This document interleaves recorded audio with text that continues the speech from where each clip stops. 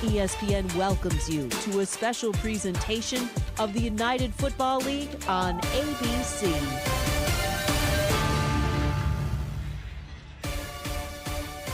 This is Birmingham, Alabama, where in recent years it's become spring pro football's version of Titletown. 3 straight championships captured by the home team Stallions. To open the door to number 4, well, the movie script of Jamar Smith, their quarterback, it will need a little more magic. From retired from football to now late season hero, he duels with Michigan's Bryce Perkins. The postseason has arrived as this all-access serve the fans style of UFL playoff ball is set. Yeah, that's a man against the world. Let's go win this damn thing right here. Hey, that's how we do it. Yeah. Out of way. We got one more to go, baby. Come on. Anytime you play Birmingham, it's a big game. The Stallions, you know, they're the champions. We'd certainly like to take that seat if we can. I love it. Bring them on. Little extracurricular activity. Come with it. We ready whenever y'all ready. Fearless, no mercy. You got here hard and long. We're going to take every punch and we're going to punch back. Giddy upper. I will give everything I have. Yeah, that's a man against the world.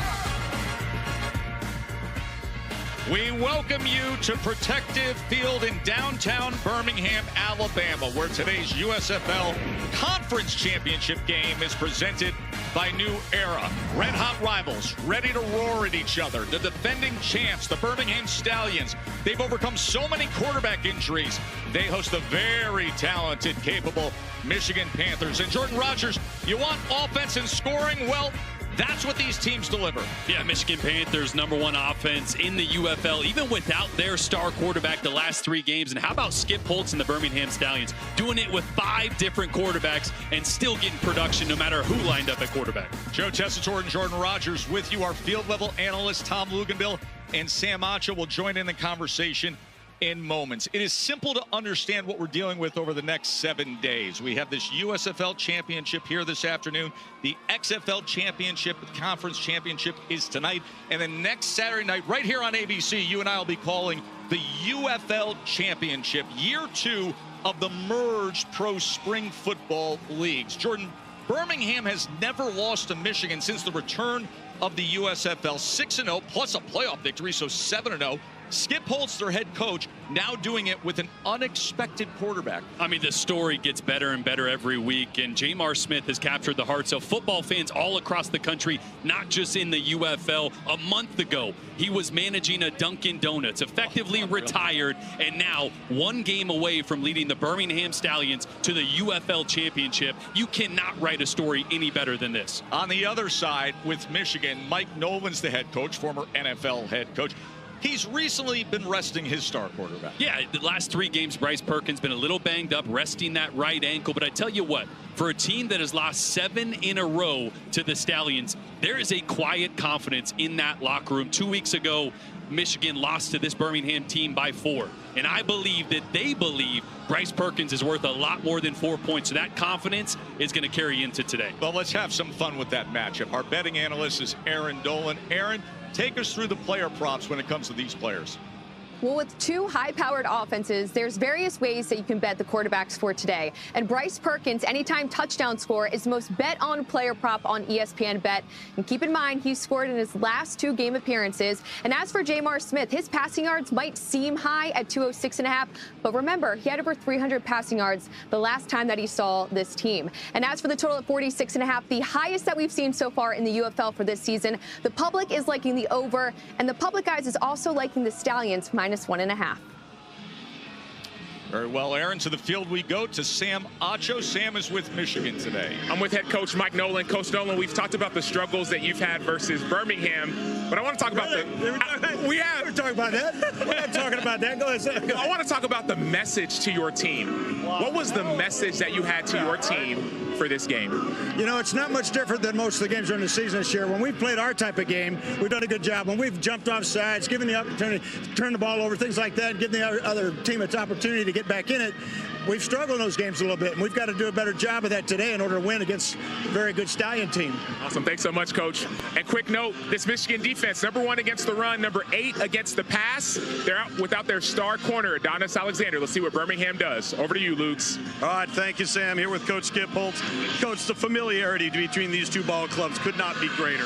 What, if anything, can be gleaned from that to potentially give you an advantage today? I don't know that there's an advantage on either side. They know just as much about us as we do about them. Great respect for Coach Nolan, the job he does. I don't think they'll change a whole lot. They'll have a couple wrinkles. I don't know that we're changing a lot. We got a couple wrinkles, but we're going to come out and let the players play it on the field. That's what this is all about. So two really good football teams coming out here in a great battle, and hopefully that rain's going to keep staying away and that sun keeps shining. We'll be good. Great, Coach. Thanks. Good luck. I look forward to it. Thank you. All right. Giddy up. Real quick note on the quarterback position, guys. We've talked about Jamar Smith, but Matt Corral, the one-time starter for Birmingham, is dressed as the #2, good to go today, even though he's only been back on the practice field for 1 week. Yeah, Matt Corral, the former Ole Miss star, who is back healthy. He was the starting quarterback for Birmingham when the original starter, Alex McCool, was injured, but he is very capable. But Jamar Smith has been one of the most dynamic stories we have covered. He had that Mother's Day miracle. He was out of football, and now here he is trying to get his team a conference championship. Birmingham elected to defer, so Michigan will receive, as Mevis will start the afternoon, kicking away to Malone. Malone on the return as he splits would-be tacklers and has a good return out near the 35-yard line. Bryce Perkins, what a career he has had from start to finish to arrive at this point. The path that he takes, Jordan. Yeah, and he's the most dynamic dual-threat quarterback in the UFL, and he's got NFL experience. Started a game for Sean McVay in the Los Angeles Rams in 2022, played in 5 NFL games. You see the experience, but the dynamic playmaking ability with his legs is what makes him most dangerous. Now, that right ankle that he's been resting for 3 weeks is a little banged up. Be interested to see how close to 100% he is. He missed the final 3 games of the regular season, so we will look to see how mobile he is as he swings it out to Tawa. And Tawa makes his way close to the 40-yard line. The impact players are brought to you by New Era. Yeah, one of them you saw right there, Toa Tawa. He is the heartbeat of this team and has been with Bryce Perkins out. And the other guy, Siosi Mariner, he's got something to prove today. Led the UFL in receiving yards, but didn't make the all-UFL team. And if they're going to throw the football, Michigan, they got to deal with Bradley Anai, who's healthy, and J. Sanders, 2 of the best defensive ends in the UFL. Yeah, Mariners had very good games against this Birmingham defense. 2nd and 5. He'll keep it on the ground with Toa, and he can only manage 2 yards behind an offensive line that gets some talent back. And they're really good up front. Left tackle Ryan Nelson is an all-UFL guy, and they get Cole Cabral, their right guard, an all-UFL offensive guard as well, back in action for a quarterback that may be a little banged up, a guy that used to depend on his mobility. Having the strength of that healthy offensive line is going to be big today.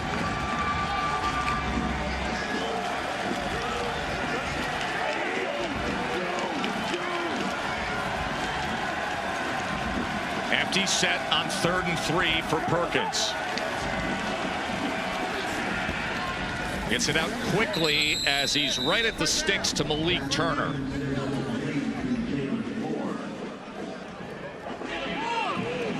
Well, we talked about protection in this offensive line being healthy. Watch the pocket that's going to form right here for Bryce Perkins. Again, that right ankle is taped up. How healthy he is, how much he's going to depend on his legs, still yet to be seen. They marked him short there. Oh, wow, yeah, looking at it just live, I thought he definitely had the first down. So Seth Vernon on to punt away on 4th and less than 1.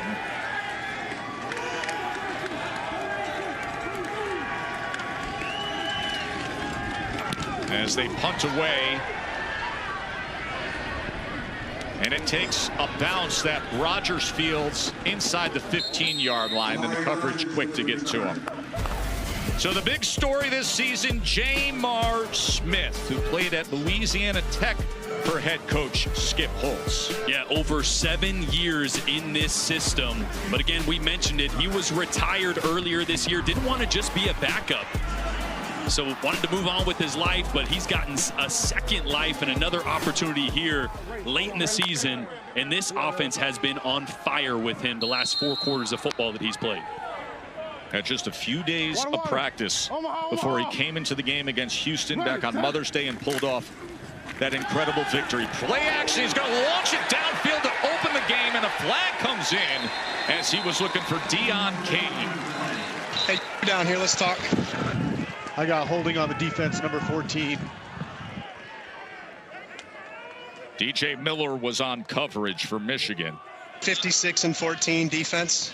Correct. 56 offense will offset, replay first down. Correct. 14 defense. Correct. 56 offense. There are 2 fouls on the play. Ineligible player downfield, number 56.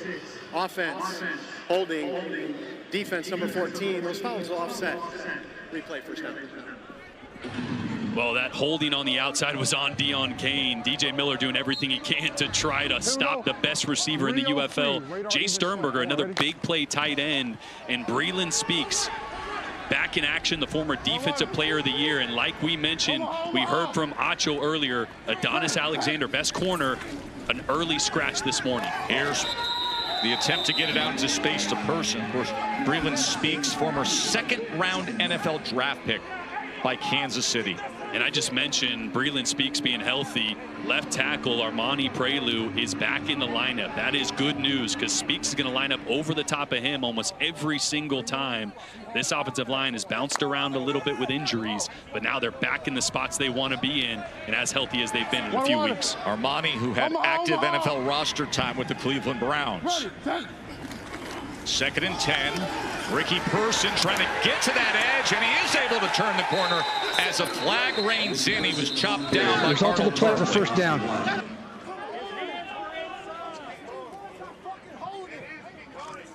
Number 8. Holding, number 8. Offense, 10-yard penalty. Still 2nd down. Deon Cain, the wide receiver, who's trying to seal that edge. Well, you can tell how much of a battle that's going to be because just a couple plays ago, it was DJ Miller that was holding Deon Cain on that shot play on the first play of the game, and now Deon Cain getting wrapped up. Good blocking up front there, but those long runs always bust when the receivers out there block well. That time got a little too much jersey. USFL Conference Championship game between these 2 rivals. And Birmingham's been getting the best of Michigan for the last 3 years. Winner will advance to next Saturday night's UFL Championship game in St. Louis.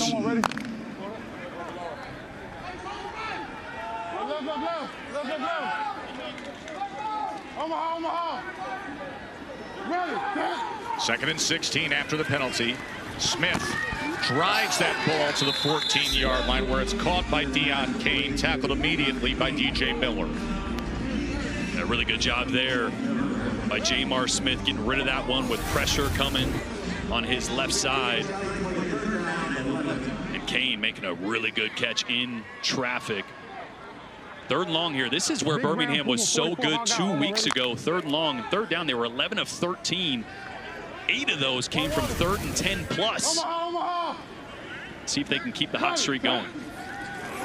3rd and 11. A-gap pressure is picked up and getting it quickly to the outside to Cain. That is a first down for Birmingham. Well, Deon Cain is an all-UFL selection because of his deep threat ability. This time threatening vertical, but then stopping it. Little comeback route on the outside. Had DJ Miller turned around. See Miller there trying to stay over the top of number 8 because that's where he's most dangerous. But once again, a 3rd and long that Birmingham is able to convert against this good Michigan defense. 14-yard reception by the former Clemson star. And here is Smith as he kicks it and was just tripped up at the 34-yard line.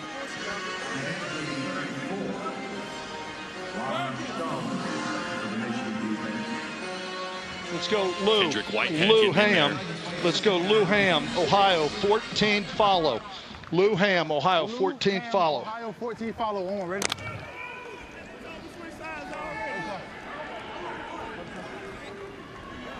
Water. Omaha. Ready. Go. 2nd and 5 as they go with the jet motion, and that is pursued by the front of Michigan as Davis was tackled immediately.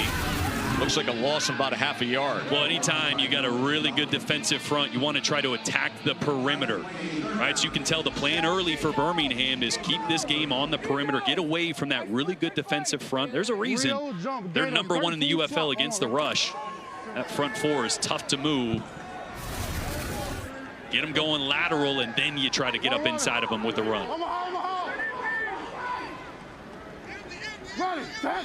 Third down and 6.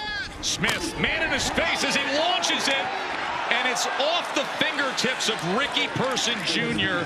Tarpley, the safety, had coverage. Yeah, you see Whitehead's going to blitz right here, so the matchup is going to be Tarpley, the safety, on running back Ricky Person. The ball is perfectly thrown, but Ricky Person, he's a running back. He's not used to tracking that ball over the shoulder in tight coverage. Just not able to come down with it. The ball was on the money from Jamar Smith, though. So that brings out Colby Wadman, who has a lot of NFL experience with the Raiders, the Niners, the Commanders. 143 punts in his NFL career as he umbrella rockets this all the way to the 7-yard line, where Malone fakes the reverse, and look at this return by Xavier Malone. And Michigan is going to be set up past midfield. Boy, a lot of times in these big games, special teams is the difference maker. And a big play here by Michigan. Reverse on a punt. Breaks contained. Just the fake of the reverse there allowed them to get the edge. And this sets up great field position for Bryce Perkins in this Michigan offense. A 54-yard return by Malone. The UFL is brought to you by Progressive. Protect your auto, home, and business today at progressive.com. Bryce Perkins with good field position when we return to the postseason here in Birmingham.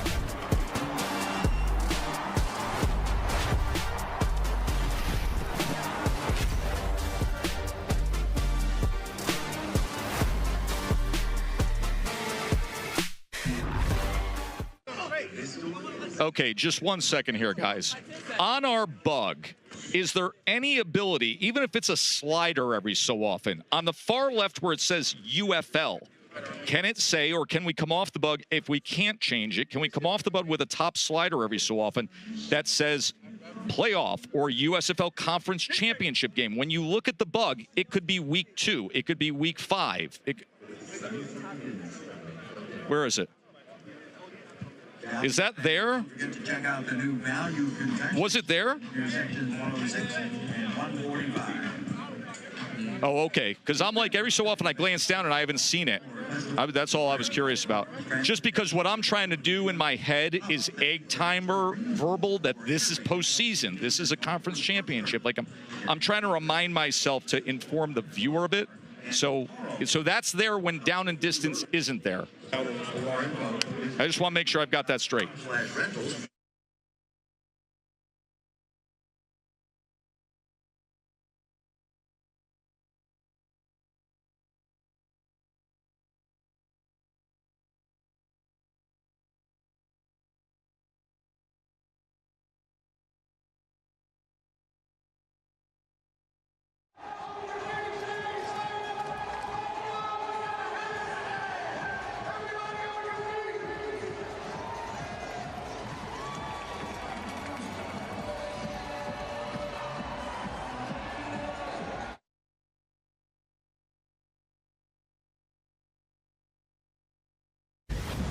Bryce Perkins, quarterback, Michigan Panthers. My top football moment is winning the Super Bowl with the LA Rams.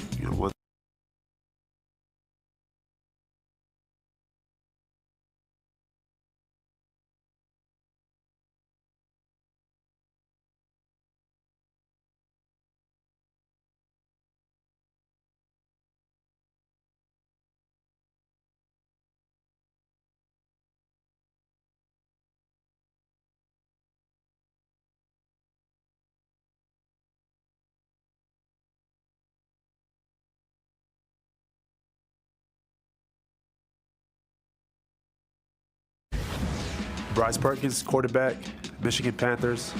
My top football moment is winning the Super Bowl with the LA Rams. You know, one of the best feelings and surreal moments that you always see on TV, but to be able to experience that firsthand is, you know, one of the best things I've ever experienced playing football. Bryce Perkins, who made his NFL debut in 2022, was filling in for Matthew Stafford, threw a touchdown pass to Van Jefferson against the Chiefs, and he has been dynamic, now back after missing the last 3 games of the regular season, trying to get the Michigan Panthers to the UFL championship game. Great field position after Malone had the 54-yard punt return.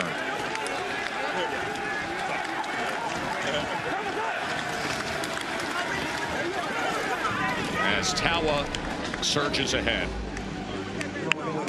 10 personnel. Rex coordinator Marcel Belfay. Rex Classy zone check. One of the best in the UFL. The thing I love about this offense is they have so many ways to create conflict, right? This is an RPO-based offense, and with the mobile quarterback, if you're on the second level of the defense, sometimes you don't know where the ball's going. Is Bryce keeping it? Are they throwing it? Does a great job of keeping you guessing.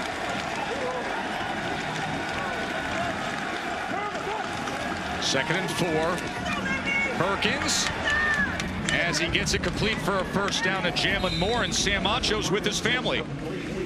So I'm here with Bryce Perkins' family. This is Paul Perkins and Miss Lynette, and also Paul Jr.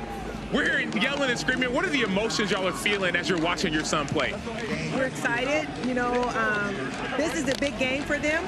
We're working to get to the championship. I think we're going to do it today, so we are very excited. And Lynette, this is your first game, correct? My first game, yes. I have a dog at home, so unfortunately I haven't been able to get to any of the games. There's Tawa on first down, just goes ahead for 2 yards. So we're going to stay with you, Miss Lynette. I see your eyes are dialed in. So you saw last play, that, you know, first day you said, go, baby, go, baby. But what was it like watching him growing up? Just like it is right now. You know, we've been there from Pop Warner on, and so to see him do this today it's not surprising. You know, we're happy to see him do what he does on the field. We've been watching him forever, so yeah, it's exciting. And you said this was your first game, but tell us why this is your first game. Well, this is my first game because I have a dog at home, and usually someone has to stay home. My dog doesn't like the kennel, so I would rather not see him in the kennel. Sorry. And Paul, you've been to the Memphis game you mentioned earlier. This is your second game. What's this experience like for you? You played in the NFL. You have another son who played in the NFL. Then Bryce obviously played in the NFL. What's it like for you watching your sons succeed? You know, it's a great feeling to know that all the hard work that they've put in, and then also the time as parents is invested, right, in the practices and all that. It's great to see him live out his dream. Thank you so much. Thank you. Appreciate it. 3rd and 3. And here is their son, Bryce Perkins, on the slant. Gets it complete to Hicatini. And it's going to be 1st and goal, Michigan. Boy, watch the motion. It's going to pull out the linebacker, and they're just going to replace it with a slant route to Hicatini. Again, so many ways this offense, through motion, through emptying out the backfield, affects that second level. Marcel Belfay, offensive coordinator, has a long history in the CFL, and if you watch a CFL game, guys move all over the place before the snap. You see a lot of that with Michigan as well.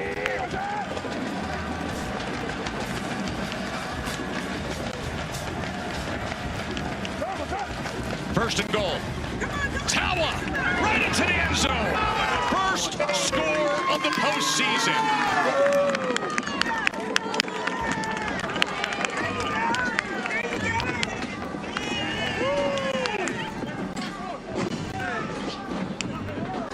Toa Tawa, who has been outstanding since joining this roster.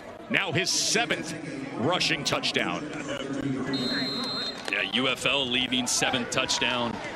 Another great story. A guy that was sleeping on the couch working at a golf course before he got a call has made an impact immediately. Ortho home defense conversion attempt. And out into the flats to Hicatini, the guy who set them up for first and goal with his reception, and it's 7-zip Panthers. Boy, that first touchdown run, great vision by Toatawa. That ball is supposed to go to the left, the vision to get back to the right, and then the RPO to pay it off. Bryce Perkins is a wizard in the RPO game, and there's the touchdown that set it up. Michigan jumps on the board early here in the UFL playoffs with all the marbles. Big punt return set it up as this presentation of the UFL will continue after these messages and a word from our ABC stations.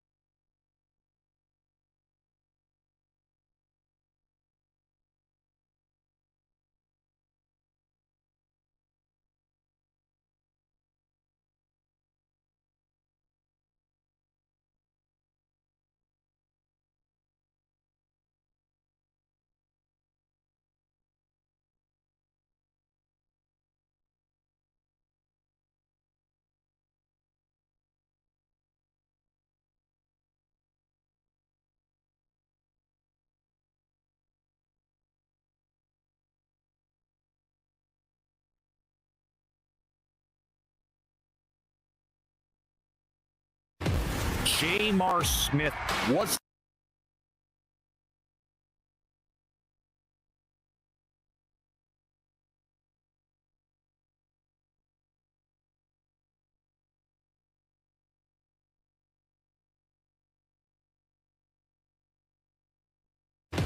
Jamar Smith was not on the roster a week ago. He retired and now pulled back in with the game on the line.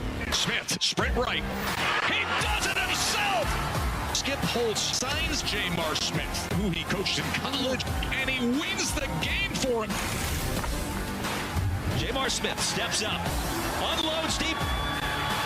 Caught! Are you serious? On third down, Smith. Deion Kane. Did he get there? He sure did. And Jamar Smith came up big once again when they needed it most. Jamar Smith, the starting quarterback for Birmingham, who prior to what you just saw there, last threw a competitive pass in a game in 2023 and then caps what was the biggest comeback in United Football League history when we were here in what is the Mother's Day miracle, the shocker, Jamar Smith. Yeah, and you saw the stat line there last time these two teams faced off. He has gotten more efficient and better as a decision maker as the games have gone on. He's playing at an extremely high level, and as you mentioned, hadn't played football in a long, long time, but it doesn't look like it. Yeah, you go to ESPN.com, you read the big feature story there where the headline says, plucked from Duncan. Jamar Smith. All right, here we go. The Stallions into the playoffs. Let's go, Linda. Here we go. Let's go, Linda. Indy even. Let's go out to it. Go rock. Rock, yo, Indy even. Rock, yo, Indy even. Part of his success is how well he knows Skip Holtz. Their relationship, when a play is called, Jamar knows not just what the play is, but what Skip wants to achieve with the play, where he's looking for the ball to go. They're in sync right now. All right, from detailing cars and working at Dunkin' Donuts to now this. Here is Marable. as he slithers his way out near the 35-yard line. No, guys, everybody talks about the quarterback position at any level of football, but this is a team that has worked through 5 quarterbacks and find themselves in the divisional playoff. That's just not coaching. That's having 5 good quarterbacks. Yep. YN, Cleveland even. On 1, ready? Alex Magoo on injured reserve was the starter. Matt Corral left in week 4. He's back now. Case Cookus was injured. Andrew Peasley was a backup. He came in injured. Now Jamar Smith. Second down. Marable on the carry. Flags come in from all over the place. Noah Dawkins, the face mask. Tack on the defense. Yes, we're going to tack on from here. Back judge has play. Face mask, number 10. Defense, 15-yard penalty, automatic. First down. That's Noah Dawkins, who has had his role increase since Frank Ginda, the best linebacker for Michigan, went down midseason. So fast, just trying to make a play there on Marable. Got way up too high with that left arm, but this is an area that Birmingham wants to establish the run. They weren't able to do that a couple weeks ago. A lot of the explosive plays that they create on offense come off the play action. And although Michigan is so good up front against the run, they need to get that going to hit those shot plays downfield. Trevention chest cam is on Noah Dawkins today. First down, straight ahead is Williams as he's out to the 40-yard line. True Vision chest cam, just more of the all access to enjoy. They had a great little vantage point of seeing a wide receiver line up in the backfield there. That was Marlon Williams, one of those wrinkles that Birmingham just rolled out a couple weeks ago against Michigan. Seattle even spin. On 1, ready? Was also wondering how much they were going to build off it. Looks like they have. A good look at what a 312-pound right tackle looks like when he's coming downhill at you. That was Christian DeLauro who engaged with Dawkins. Keep it on the ground with Marable as he goes ahead for 3 yards. No, Jordan, a couple other things, too, that have shown up. You've noticed a little slow mesh from the backfield, a little wrinkle from the quarterback in the back for Birmingham. But then that time we saw Amari Rogers, a slot receiver, lining up in the offset back formation. And I love what that does, because against a good run defense, what you don't want to do is tip them where you're going. If the running back lines up to the left of the quarterback, usually it's a run to the right. But if you have 2 guys in the backfield, now the defense has to be even, and you're able to create an advantage. They do it again with Marlon Williams, the receiver who's in the backfield with Marable, and he will get the carry. And he's met at the line of scrimmage, tried to keep the leg drive going, but the pursuit down the line that included Breland Speaks and Kai Nakua. But Breland Speaks has yet to get that first sack upon his return. Again, the former defensive player of the year, but that time he set the edge and then threw Armani Prelude to the ground, who he's 6'6", 308. Yes. That's a big man you just tossed to the side. Real move, Apollo even. On 1, ready? You see there, 9.5 sacks last year. He's been out since week 2. Played a little bit against Michigan, or excuse me, against the Stallions a couple weeks ago, and last week his first full game back. Second and long.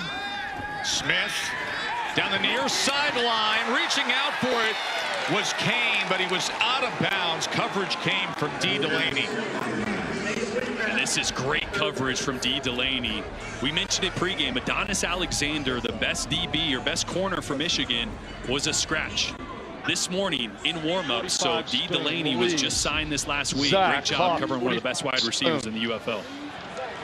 Colin Bauer, defensive coordinator for Michigan, his second year calling the defense. Led the UFL rushing defense. They were last in pass defense. Third down and 10. Smith downfield, wide open, but overthrows the intended target, Amari Rogers. Boy, Amari Rogers makes a cardinal sin, but you see the pressure that came first. You knew there was going to be somebody one-on-one, and as Amari Rogers turns back to the quarterback, he does what we call a mailbox. Throws his left hand up, but what he does there, he slows down. Just run out of that break. Trust that that ball's coming. Trust that you have a step on the safety. You can see the disappointment from Jamar Smith. Doesn't take the perfect ball. So that brings on Harrison Mevis, the thicker kicker. And he's off the mark from 56 yards out. the former first-team All-American at Mizzou. Let's check in with our betting analyst, Aaron Dolan. Well, right now on ESPN Bet, you can bet Michigan's next drive outcome. And after we saw Toa score the first touchdown, which, by the way, guys, plus 500 to score the first touchdown, which means a $10 bet would have won you $50. Here's 4 options for what we see for the next drive. And let me tell you guys, they are so good at scoring touchdowns. They have the most touchdowns right now in the UFL. So that's something, again, that you can bet right now on ESPN Bet. Toa with a 3-yard touchdown run. Our lone score of the game so far. USFL Conference Championship game. These fierce rivals, Birmingham's gotten the best out of them for 7 straight games. Michigan back on offense with Bryce Perkins. Play action. Perkins dealing with a tender ankle, trying to extend the play, and has to throw it away. Luke's. Yeah, Tess, Jamar, obviously it's a game of inches, right? On that deep corner route, where was the disconnect between you and Armani Rogers? I just got to give him a better chance. I tried to put a lot of air on it. I saw it wasn't nobody over top. He really didn't have anybody to run the route on. I tried to give him a chance. I just got to be a better ball placer for me. A couple new wrinkles from you guys on offense, some wide receivers in the backfield, a little slow mesh backfield action. What have you gauged from how Michigan's defended you so far? Just trying to play chess, really. Just trying to figure out what they're doing and trying to counterattack and just execute better. All right, thanks, man. Appreciate it, man. Saw the replay of that missed opportunity. 2nd down.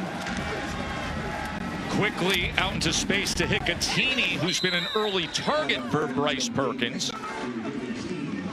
And it looks like he's going to be close to that line again as we come to the end of the first quarter. Winner advances to the UFL Championship game. Michigan with quarterback Bryce Perkins up 7-zip on the road here at Birmingham. Don't go anywhere. More playoff football when we return.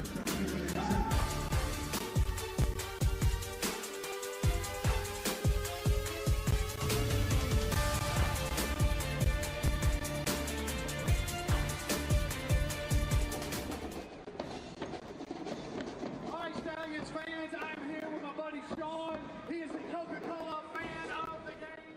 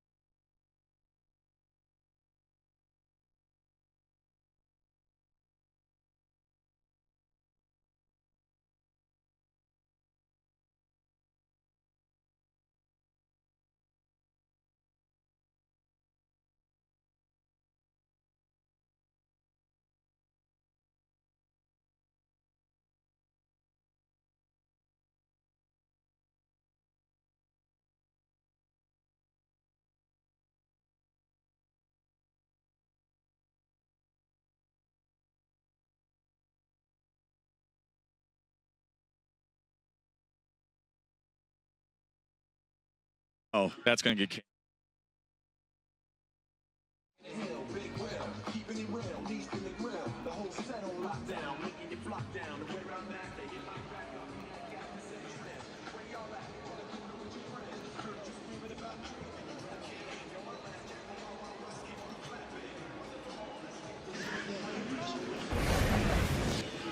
So I'm up here with Michigan offensive coordinator Marcel Belfay. 3rd and short. Coach, what's the call? So we're going to be in closed formation with a motion on the front side at a pistol. And we're going to run an RPO, read off backside end with a run-pass option by Bryce. I heard the phrase fromage, fake cheese. What does that mean? That we're just thinking ahead of a fourth down opportunity here.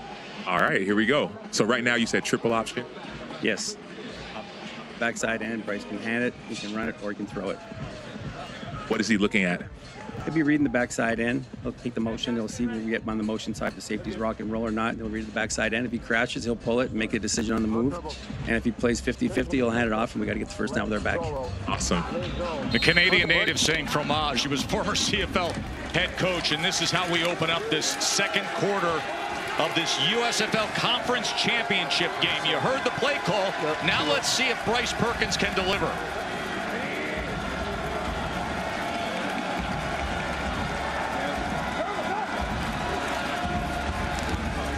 Passes off of it and gets it complete to Malik Turner.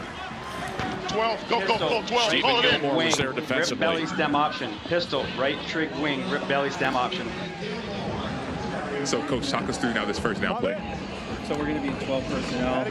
We're going to split the formation. We've got an RPO off the inside linebacker where we're either going to hand it or we're going to throw a three receiver concept out here to the left. And what is Bryce looking at? 10 seconds. I'll let him.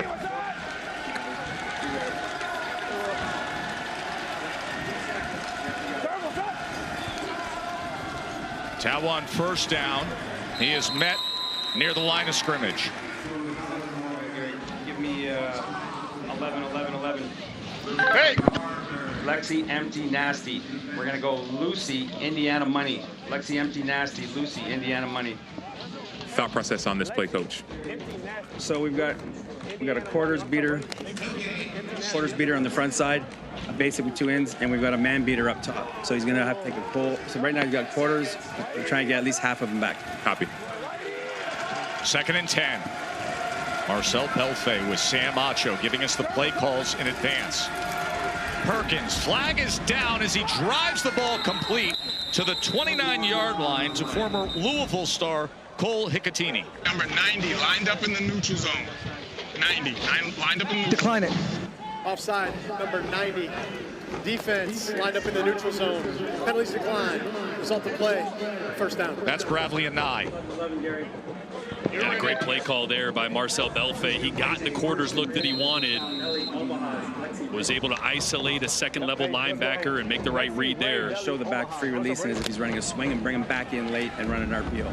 Okay, so window dressing. Exactly.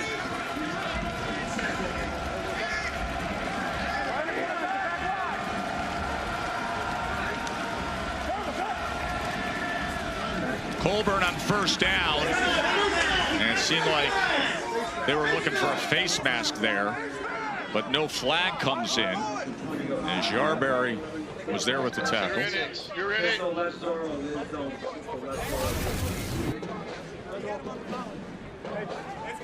So, Coach, there's a lot of excitement up here, yelling, screaming, but you seem so calm. There was a face mask that we didn't see called. What emotions do you feel as you call these plays? I have to go ahead and get my next play call. I'm always trying to think of one play ahead. So here I'm already thinking about the first down call as well. 5 seconds. 2nd and 6. They keep it on the ground with Colburn, who was just tripped up after a gain of 1.5 yards by Sanders. Thanks so much, Coach. These runs may not be hitting for 6-7 yards, but they are paper cut after paper cut, and they set up the RPO game on the outside. It's exactly what they want out of the run game. Yeah, Jordan, you and I were talking about it in the break. Very surprised that both of these teams have had success running the football on the inside. Yeah, I think a lot of it is the misdirection, right? Yeah. We saw Colburn motion out and then come back in for that handoff. You're moving linebackers and creating space on the inside. 3rd down and 4 for Michigan. Off the edge. Flag is down as Perkins somehow survives it and gets it to Turner. That was an early jump coming after Perkins. I don't know how he was able to survive that. Got 2 flags. As Sanders was flying in on him.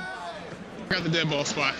look, I had him on the top of the helmet, but if you have the face grab, I didn't get any look on the grab of the face mask. So Top of the helmet. With the quarterback coming this way, the top of the helmet. No grabbing. DOF 41 on the defense in the neutral zone at the snap. We're going to decline the foul and take the first 41 defense, first down. Offside, number 41. Defense lined in the neutral zone. 5-yard penalty results in a first down. It was Myjai Sanders on the right side, get a little early jump. That's that initial flag, but then just watch what makes Bryce Perkins so special. I have no clue how he gets out of 1, 2, 3, 4 of these tackles and somehow gets it out of his hand and makes a play downfield. Now remember, he's not at 100% health with the ankle. You can tell the explosiveness is not quite there, but the creativity and the upper body and lower body strength to shake off some of those tackles, spectacular. And then he gets it to Malik Turner for a 6-yard reception, and it's a first down for Michigan. Since the USFL came back, they have never defeated Birmingham. This for a chance to make it to the UFL championship game. Toa lowering the shoulders and working his way to the 12-yard line for the Panthers.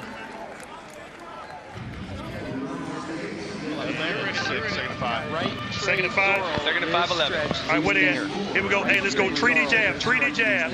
Mac, Florida. 3D jab. Mac, Florida. Right straight door. Left stretch. Let's go. Deep finger. Also ready. 15 seconds. Y'all swapping over here, 21. Let the corner know you swapping. Second and 5, Toa again, as he is met at the 9-yard line. It'll be third down from there. Take Crowder with the tackle.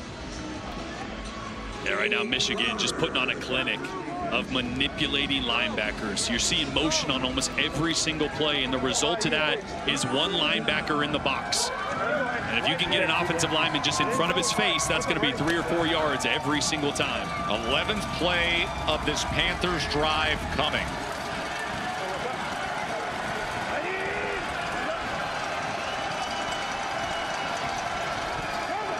Third down and 2. This is Perkins. Bounces it to the outside and slides down as another penalty flag reigns in. Hold by number 69 on the offense, pulling the defender right away at that. We're gonna go from the previous spot, Crystal. Holding number 69.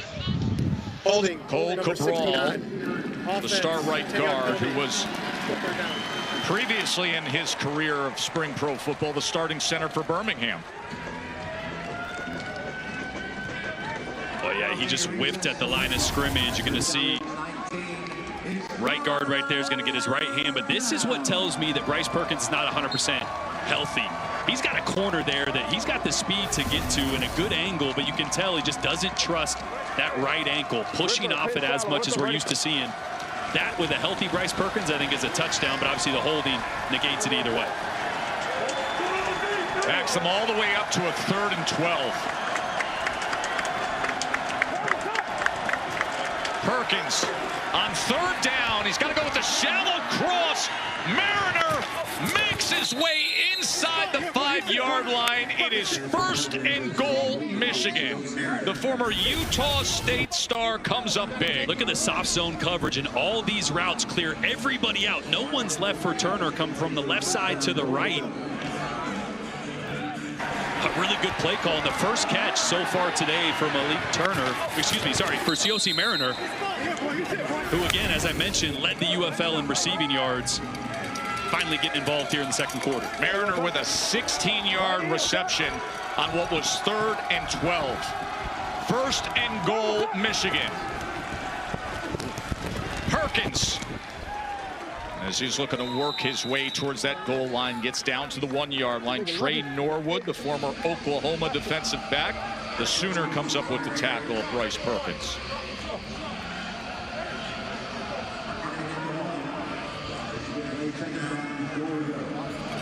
This is where Toa Taua becomes so valuable down here. He runs so hard. He's so good at getting north and south.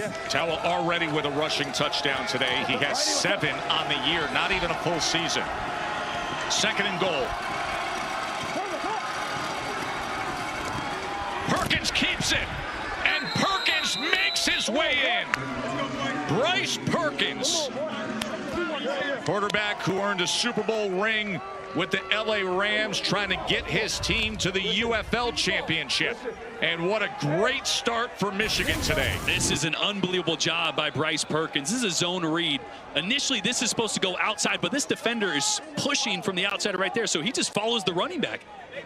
Right, running back gets tackled, but then there's no one left for Perkins. That's a great, savvy read on a zone read that was meant to go to the outside, but because of pressure, ducked inside. Remember, no extra points in the UFL. They got the great 1, 2, and 3-point conversion system.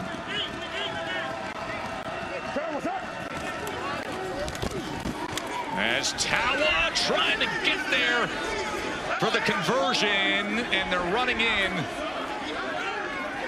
to talk it over. And it is. Cap it. The one-pointer. A 13-play drive that went over 7.5 minutes, Jordan. Yeah, and again, this is Toa here, just getting the tough yards, and that's really what set up that drive that you just mentioned. 13 plays. Why? Because Toa was able to pick up 3 here, 4 here, 2 here, picking up those tough yards, and Michigan couldn't go any better early for the Panthers. And J.M. Smith responds. This presentation of the UFL will continue after these messages and a word from our ABC stations.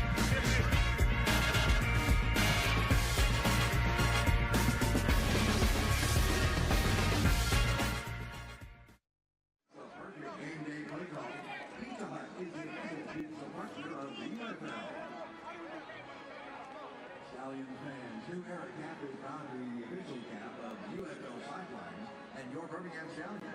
Be sure to check the inaugural New Era Sideline collection at the 18th store. And keep up with all of our latest releases at neweracap.com.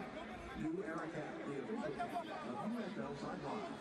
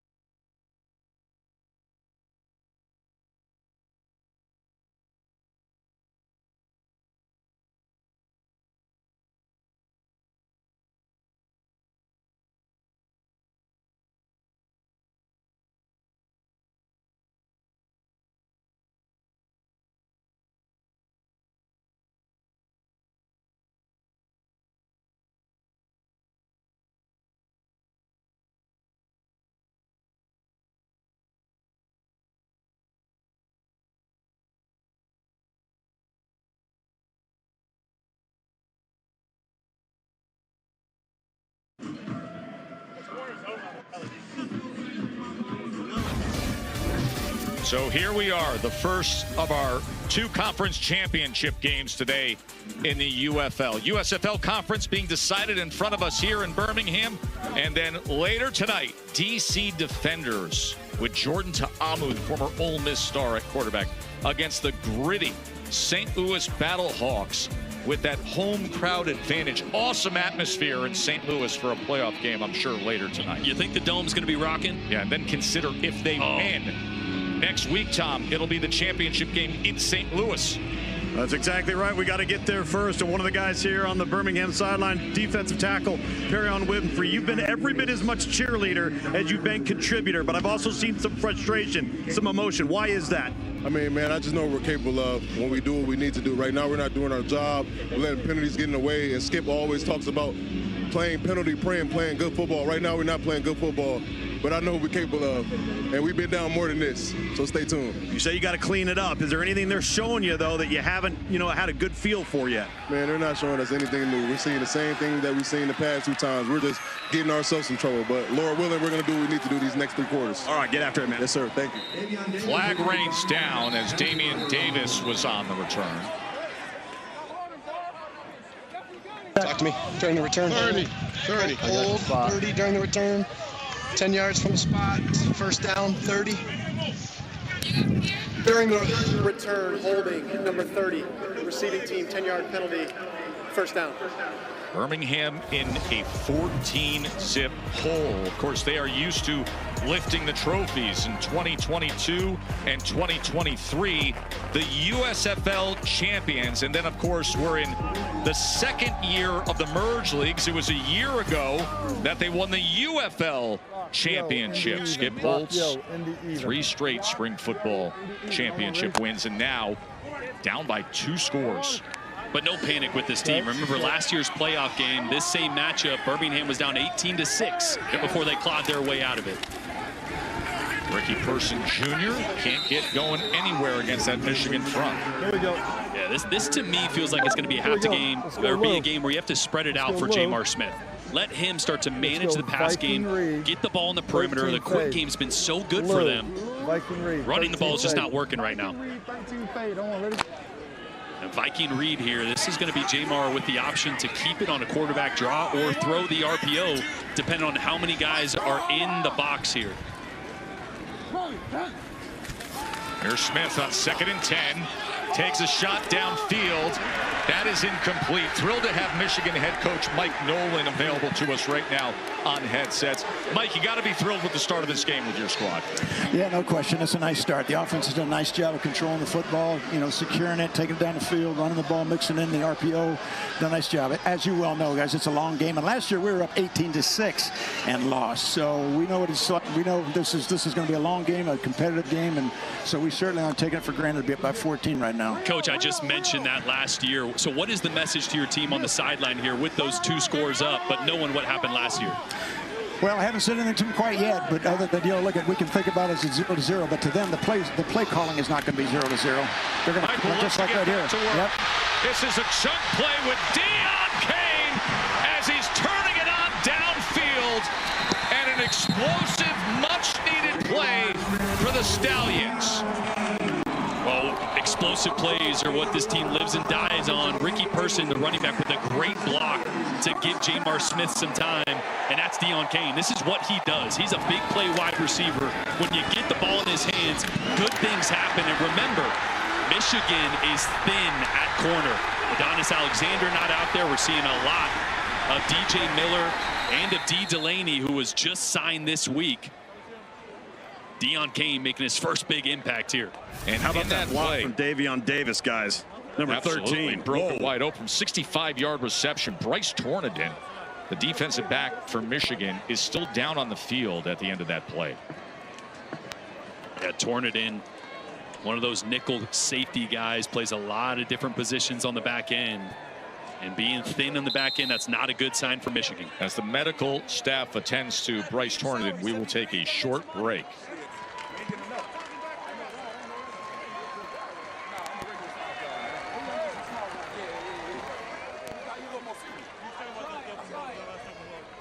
Hey, would you guys go?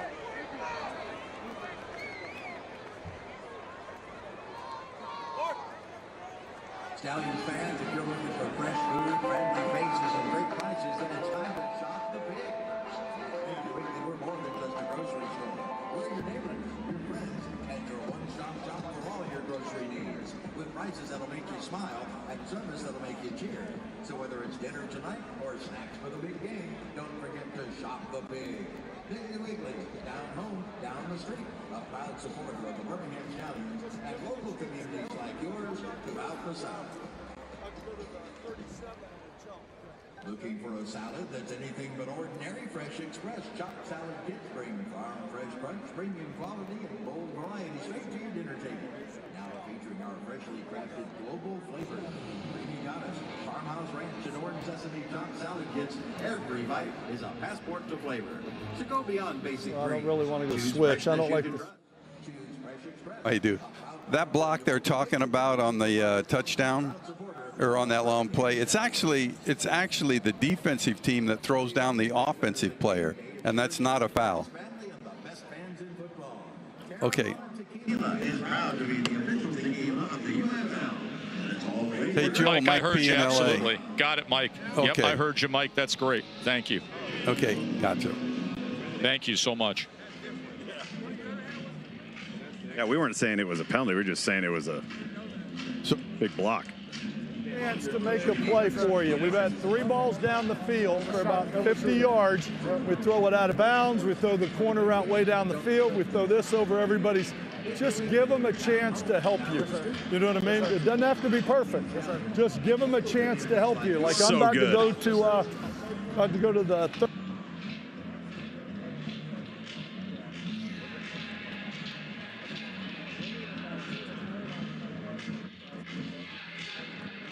You want me to tee that up? This was Skip Holtz moments ago with Jamar Smith, or are you just going to play it out of break? You tell me. Okay. Yeah, go for it. I'm just asking.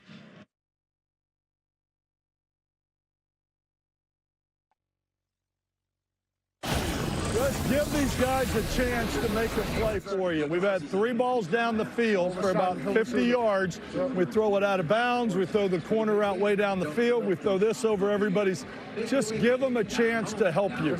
You know what I mean? It doesn't have to be perfect. Just give them a chance to help you. Like I'm about to go to... Skip Holtz with his quarterback Jamar Smith. Moments ago, Smith connected with Deion Kane for a 65-yard reception. Kane picked up some blocks. 50 yards came after the catch, and they had to have that, and now they're in position to break through and get on the scoreboard.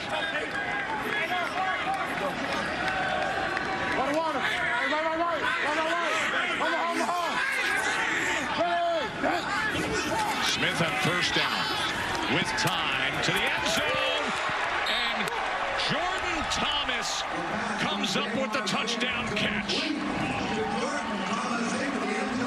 Well, it's a great job of taking coaching, not overthrowing this one. This time it's a level 2 ball. Watch how Jamar Smith drives this ball just high enough to get over the top of Arnold Tarpley and hit the big target, Jordan Thomas. That is a dime.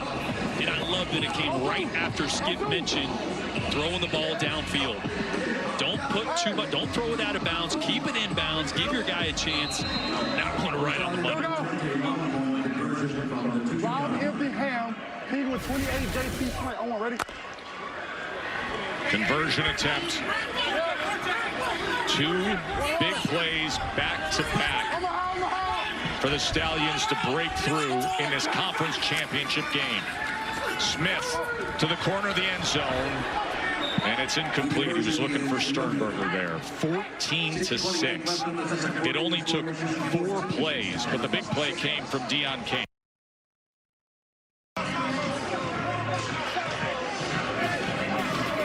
Reminder, this just gets a great day started on ABC because Game 2 of the NBA Finals is tonight. SGA and the Thunder trying to even that series against Mr. Clutch, Tyrese Halliburton, and the Pacers. And coverage tips with NBA Countdown at 7:30 right here on ABC. Man, how fearless is Halliburton? Ridiculous. Right, has anybody ever had 4 game winners in one playoff run? I don't know. I will say, though, Jamar's got a little bit of Halliburton in him, right? I agree. It doesn't always look perfect, but in big moments, Jamar's been showing up. We saw it in his first ever action against Houston coming in, and winning the game, and when the moment seems too big or it seems out of reach or the team is deflated, and Jamar Smith seemingly always has an answer. You know, he had a great interview with Cole Kublik and Greg McElroy on their local radio show, and he talked about that moment, saying, I stepped away from football, but I really had to grow up. Spent time with his son, got straight mentally, challenged himself to just take a different approach, and you're seeing the results now. Toa on the return. He's out to about the 32-yard line. Luke's. All right, here with Jordan Thomas. Jordan, you just looked over at Jamar and you said, no, that's a throw, man. That's a throw. Now, I just got done talking to him, so now I got to come talk to you. That's all him. Get your sense of the style of throw based off of the corner route, how it came to fruition. That's all him, man. Jamar's been doing a great job, man. He put the ball wherever, you know, for me, man. And I got to make a play, so I'm blessed, man, and I'm grateful. When he came back to this roster, and you guys were going through a lot of tumultuous moves at quarterback, what did he bring to solidify and stabilize this team? I mean, he's a vet, man. He's been on this team 3 years, won championship, so he definitely bring that energy. So, and we all feel it, and we fueled off of it, and we just got to keep it going. That's it. That's all. That's it. That's all. All right, man. Good luck. Sir, thank you. JoJo Tillery making the tackle on Matthew Colbert. There is Jamar Smith. He brought his team right down the field with a quick strike action. And now back to a one-possession game. I told him we're going to stay in.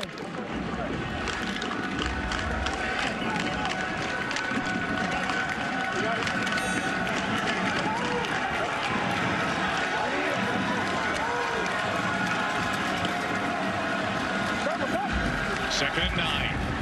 Perkins to the outside as he looks to connect with Siosi Mariner, who makes the catch at the 39-yard line. I mean, that's just another dime. There was nowhere to put that ball. It was right on the money, but you saw there an empty formation from Marcel Belfay. Just look at the accuracy here. There's nowhere to put this ball. You want to see an NFL throw? That's an NFL throw. He's going to get a chance. Left trip Zorro, this duo.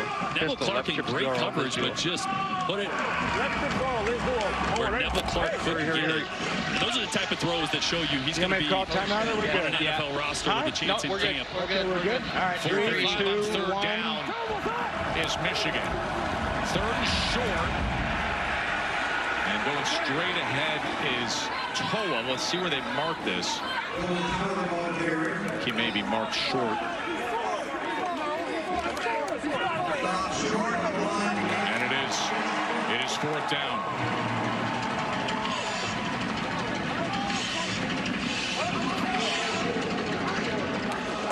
And what a big answer from Birmingham defensively. Right, those runs seemingly have always been picked up by Michigan. Toa always falls forward, always picks up the 1 or 2 needed.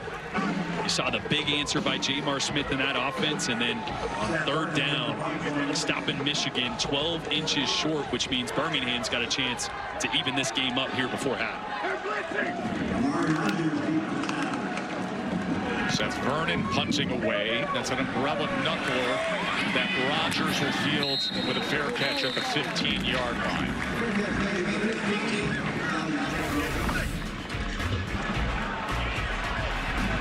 So Birmingham against Michigan.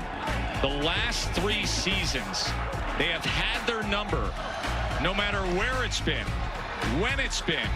They have just found a way in what have been highly competitive games for the most part. 6-0, and then if you add in the postseason, 7-0 against Michigan in modern spring football history.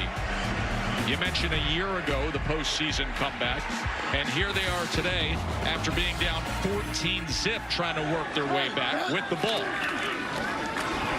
Maribel patiently was looking for something, had to bounce it back to the right to pick up 3 yards. Okay, not outside of it. It's supposed to be inside of that. Okay. Conference championship game. All right, here we go. As the veteran head coaches Mike Nolan and Skip Holtz face off again. Laser, Bucks 58. You'll be on close to 2 minutes. Just be aware. You're 9. Omaha! Second and 7 for Smith. Maribel. as he is wrestled down at the 21-yard line. It'll be 3rd down from there. Yeah, trying to get outside here on a zone stretch play. And Michigan doing a really good job of realizing this is where Birmingham wants to attack. You can see a little bit of over pursuit there, but Noah Dawkins does a great job of redirecting. True Vision chest cam. As you see that on Noah Dawkins, who is coming in to make the tackle. And here is 3rd down and 5 for Smith and the Stallions. 4-man rush against Smith. The ball's picked off. It is returned by Nakua for a pick 6. Kai Nakua. Panthers roaring here. What a play.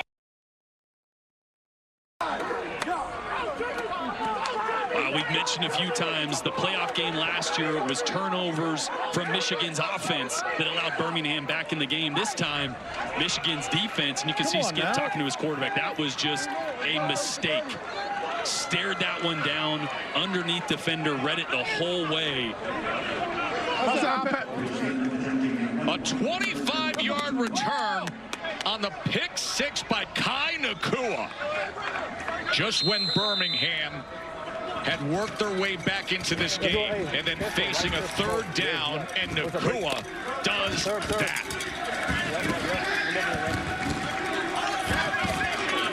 Conversion attempt from the Panthers.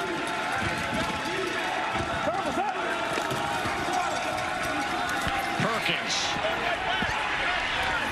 on his feet, looking for the pylon as he reaches it across and gets it in. Bryce Perkins caps it.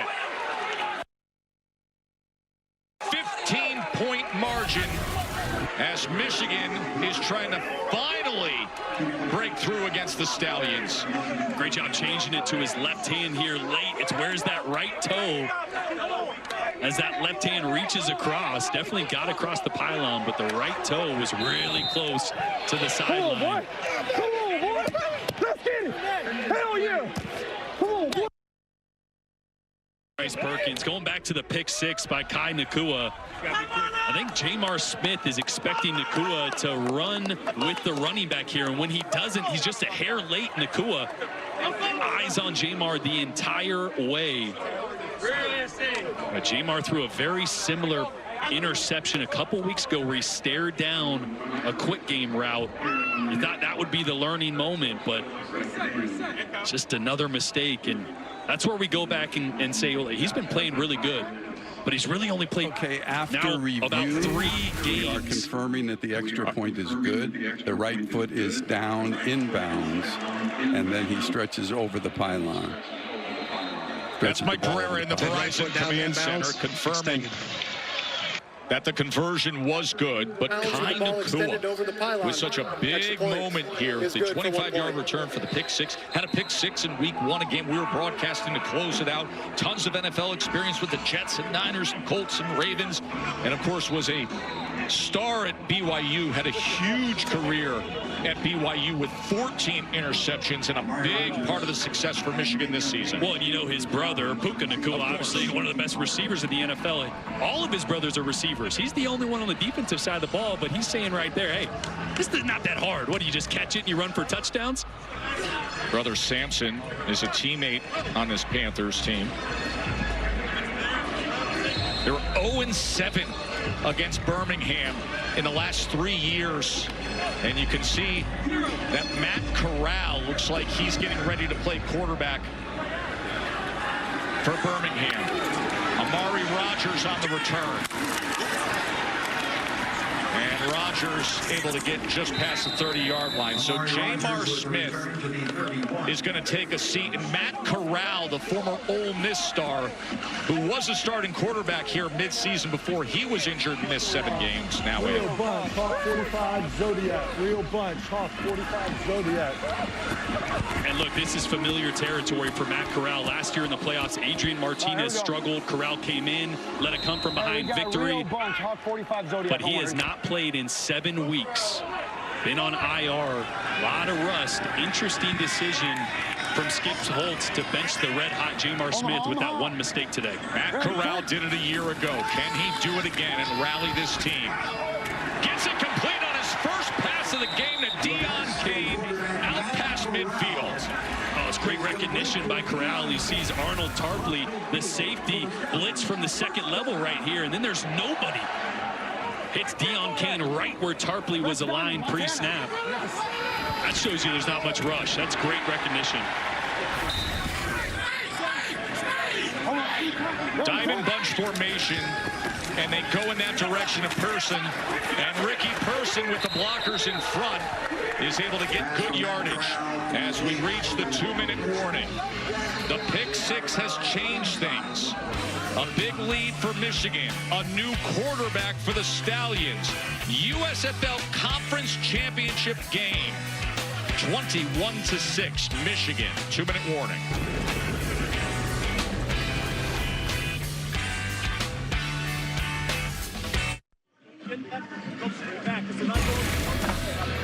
Well, a year ago when these teams met in the USFL Conference Championship, Birmingham was also in a hole on the scoreboard. Matt Corral also came into the game, and things broke their way on their way to winning the UFL Championship. And now here they are today, Jordan, down 21-6 with Corral having come in for Jamar Smith, who threw a pick six just a few minutes ago. Yeah, maybe thinking this team as a whole needs a little bit of a spark, a little bit of a change. Down a couple scores here early in the first half. Omaha. Ready, take. 2nd and 1. Corral to the outside as he gets it to Person, and Person will have the first down and more. And this is what Matt Corral does best. It's the quick game. It's distributing the football, getting the ball out of his hands fast. Talking to Colin Bauer, defensive coordinator for Michigan, this is what happened week 2 when they played. Corral came in for an injured Alex Magoo and dinked and dunked him all the way down the field. Let's see if Colin Bauer decides to take away the free access at the line of scrimmage, play his DBs a little bit closer, and not allow Matt Corral to take those easy throws. Corral steps up to the pocket, to the end zone. He goes, and is batted away at the last second by Arnold Tarpley. That is a great play by Arnold Tarpley. There's nobody on that post. Ball floated just a little bit. I think Skip there is saying in the helmet of Matt Corral, you didn't have anybody out in front. You could have let him just a little bit more. Hey, Rob Ty Hawk 41 on 1 ready. Great play by Tarpley to break up a touchdown there. Omaha. Ready, take. 2nd and 10. Corral, shallow cross, Deon Cain, and Cain makes his way to the 20-yard line. But Michigan has not adjusted yet. Defensively, they're still just playing soft zone coverage. So if I'm Skip, I keep dialing up. Hey, both 3 wide. DJ, hard count. Both 3 wide. Both 3 wide. Omaha. Ready, take. You see the finger pointing in the flag. As Corral's come into this game, he's 4 of 5 for 49 yards. Runoff asked about timeouts. Yeah, and then we got a 10-second subtraction option. Ask us, offense wants it, our defense wants it. Yep, defense there. No, we didn't have a play does not call. want the runoff. We just went on a dummy count, So and we were jumping when they jumped. False start, number 78. Offense, number 96 never made it into the neutral zone. 5-yard penalty. 3rd down.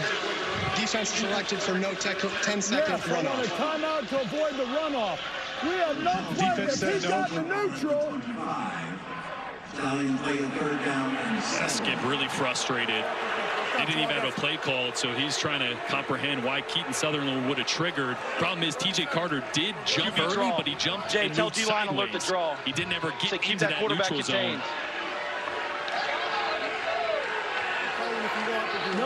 And you heard there Colin Bauer say keep the quarterback contained. I don't want the runoff. Matt Corral very mobile as well. No timeout. We're ready to go when you are. All right. Start on the snap.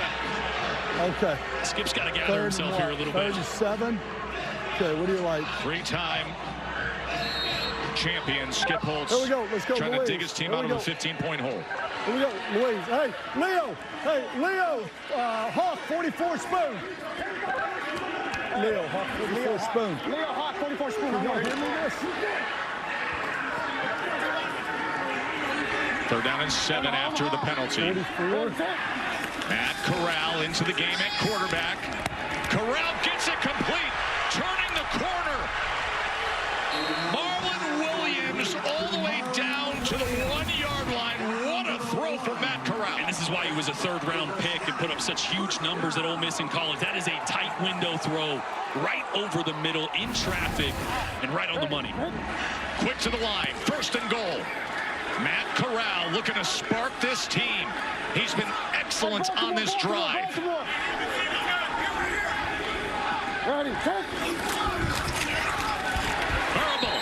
takes it straight in. Touchdown, Stallions. This is what playoff football should look like. Urgent, desperate, passion-based. And the Stallions getting their subs right back into it as Jamar Smith pulled from the game. Former Ole Miss star Matt Corral in. And it is back to a 1-possession game. Rio, Flo, Florida, 24 zebra hot. Rio, Florida, 24 zebra hot. Hold on, ready? Go fade. This will be a 2-point conversion attempt.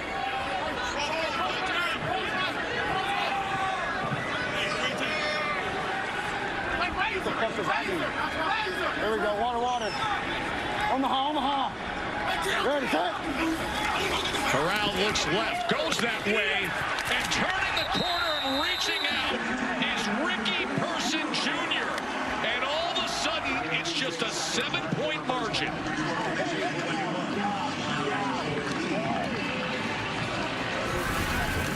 Oh, here's the touchdown run first. He's going to get Marable right up the gut into the A-gap. Great push up front, and then the conversion here. Matt Corral has one of the quickest releases you will see of any quarterback. Watch how fast this ball gets out of his hand, which is why he's able to beat the defender to the spot. And a great effort by Person to pick up the conversion. And just like that, Tess, this is a ball game. Luke's. All right, Matt thrust into duty there. I think just for context, what people don't know, when you go on IR in this league, you don't stick around, you go home. So you come back after 7 weeks, you've had 1 week of practice. What was that series like? You know, it was good. You know, the preparation's already done. It's already written, man. I've won. I truly, like, there's no reason I should be throwing that way. That's all God, man. That is truly all God. And he's opened so many doors for me and opportunities to where, you know, I'm just blessed to be out here, man. I truly am. And like, I had 4 days of practice, 5 weeks off. Like, yeah, that's all God. What was it like managing your emotions there? It was good. No, it's just exciting for sure. But you know, I want to be at a steady line. No high highs, no low lows. That's good, man. Good luck. Thank you. I'll tell you, it was a high over 7 plays. He was 5 of 6 for 73 yards on that touchdown drive to create an instant comeback spark for Birmingham. Well, now a really important drive here for Michigan. They have their timeouts, 52 seconds left. Remember, Birmingham's going to get the second half kick. See if Michigan can get some points here to extend this lead. Perkins, flag is down as Perkins gets it complete to Turner. Perkins grew up in Arizona. 18. One of the greatest high school players in state history. Do you want the 5-yard, 1st and 5? Started at the University of Virginia, won a Super Bowl with the Rams, and now trying to get to the UFL championship game here with Michigan. Yes, we were out of bounds. Yes, the clock's going to go on the snap. Coach, give me a first. Offside, number 90. Defense lining up in the neutral zone. 5-yard penalty. Still first down.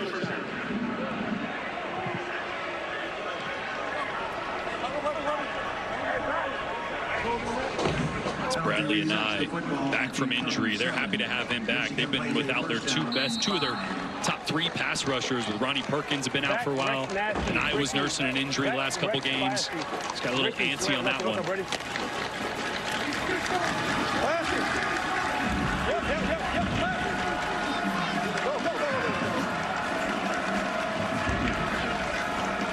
First and 5 after the penalty. 47 seconds remaining before halftime. What a wild first half we have had, as this is complete to Jalen Moore. And Bryce Perkins now can get his team to the line and operate and manage things. 3 timeouts remaining for Michigan. I'm surprised they didn't use a timeout right there. Approaching midfield. Perkins steps up, avoids the pressure, once again goes to Malik Turner, and now 32 seconds remain as they cross midfield. You see Mike Nolan there said he's going to call a timeout after this play regardless. If the clock is running after this play, I'm calling a timeout. You heard me? Needing about 10, 15 yards to get in the field goal range. Long field goal range.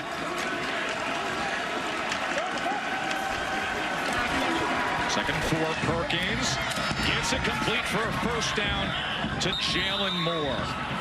And all of a sudden, here comes Michigan. Timeout. And a timeout is going to be used by head coach Mike Nolan. You know, it's interesting, Jordan. We talked about it. We heard from both coaches before the game saying we know each other so well, these two franchises, and that's the kind of first half we're seeing here. Yeah, it comes down to turnovers and special teams. We've seen one on each side go both ways. Right here, though, it's about not panicking. If you're Michigan, you've been in this spot. You've lost a game when you've been up in the first half like this, putting a drive together, getting some points, and getting that confidence back before halftime, because the last quarter has been all Birmingham. If that guy's all over him, who's got the post? Because that's a hard corner outside. Reminder, coming up tonight will be Defenders and Battlehawks. The winner here meets the XFL Conference champion, St. Louis and DC. That'll be next Saturday right here on ABC. 8 p.m. prime time will be the UFL championship game in St. Louis. And this broadcast crew will have the honor of calling that game. Will DC get past St. Louis, or will St. Louis be playing in front of the home fans to try to win it all? Perkins off the timeout. He goes to Moore again. Ball came out. That's a live ball being returned by Birmingham. And would you look at this, as Daniel Isom all of a sudden, with 13 seconds remaining before halftime, the Stallions have a chance to come all the way back. Yeah, Mike Pereira is going to have to get a look at this, because this is a bang-bang play. Let's watch it here in real time. I'm not so sure Jalen Moore ever had firm possession of that. Remember, ruling on the field is a fumble and a return by Isom. Defense is under review. And also, I think it came out after he hit the ground, too. Let's listen into the Verizon Command Center and Mike Pereira. Yeah, this is going to come back. But he's got to survive the ground. He's got to survive the ground. This is Mike Pereira in the Verizon Command Center. In order to get him down by contact, he's got to survive the ground here. So we're now looking at the element of time. So we know we have control. We know we have 2 feet. Now we need to see the element of time. Feet don't turn upfield, and the ball comes out when he hits the ground. So this is all the process of the catch. This pass is incomplete. You look at this, especially look at it in real time, too. This ball is out almost immediately. So we're going to go to incomplete pass. And so we'll give you the down and distance. So it was 1st and 10. We're going to reset to 22 seconds. And it's going to be because Jalen Moore didn't put it away in the through process of the catch, it's going to be an incomplete pass. And that is the most fortunate incomplete pass Michigan could ever have. Yeah, I thought it was either incomplete, or I think it's the ground caused the fumble there. So I don't think there was any way that Birmingham was going to get that ball in plus territory, although that would have been a heck of a game-changing play. Take a breath, Michigan fans. You still got the ball. Still on the fringe of this field goal range. 22 seconds left. It negates a 54-yard return of the fumble.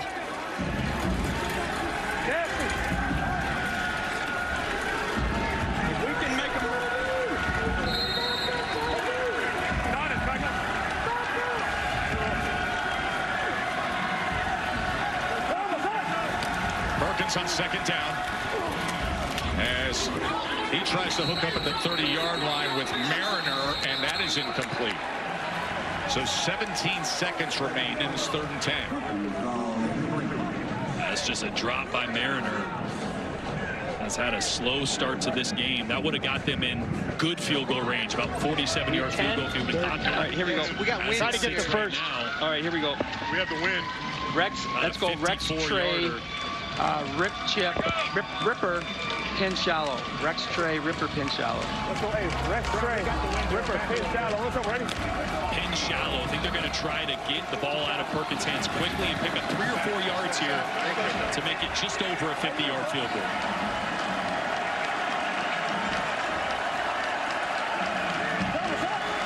Third and 10. Perkins, he is taken all the way back to the 49-yard line and crushed by Perry and Winfrey. Boy, watch the shallow route. You heard the play call. The shallow route is going to come right here, and there's going to be nobody on the shallow route. Perkins has got to get this ball out of his hands.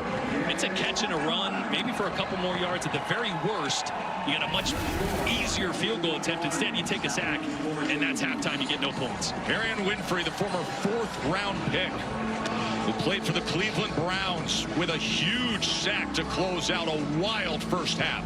Sam? Coach Nolan, it's been a crazy first half. What's going to be the message going into the locker room? Don't talk to you anymore. You're bad luck. Yeah. Look, it's 21-14. Last year, we went in 18-6. We didn't play very well in the second half. So the message this half is that, nothing's over till it's over. We got a whole half to go against a very good team. Thanks so much, Coach. Luke's. Coach, get the ball coming out of the locker room to start the 3rd quarter. You make the change after the pick 6. How would you assess Matt Corral's performance there to end that quarter? No, he did a great job. I mean, we know Matt's a thrower. He can throw the ball, and he went out there. He had man coverage, threw a strike. I just want to protect the ball. And you know what? I think for him going in there, I thought he did a great job. And, I don't know what the second half's gonna hold, but we got to get ourselves back into this football game. We were down to a 21-6 football game, and I think he's done a great job. Kind of created a little bit of spark and throwing it around, and we're making a couple plays for him. So find a way to win. It's gonna be a ball game. All right, thanks, Coach. Appreciate it. Skip Holt's team is going to get the ball when we start this second half. Yeah, both teams had scoring drives. The difference, kind of cool with the pick 6, the 25-yard pick 6, 21-14. Who will get to the UFL championship game? Take a short break and come back with halftime and our report there after this.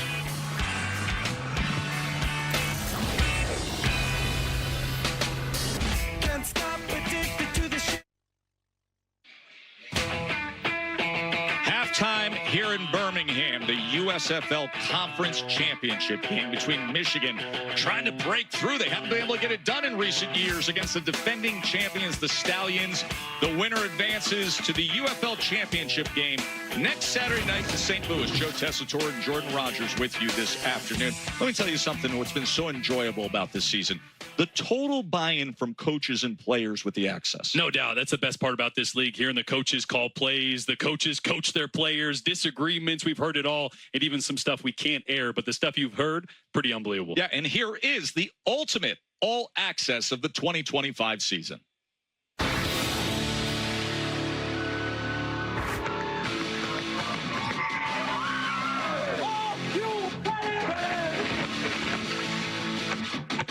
Let's get it. To the end zone. It was high but caught.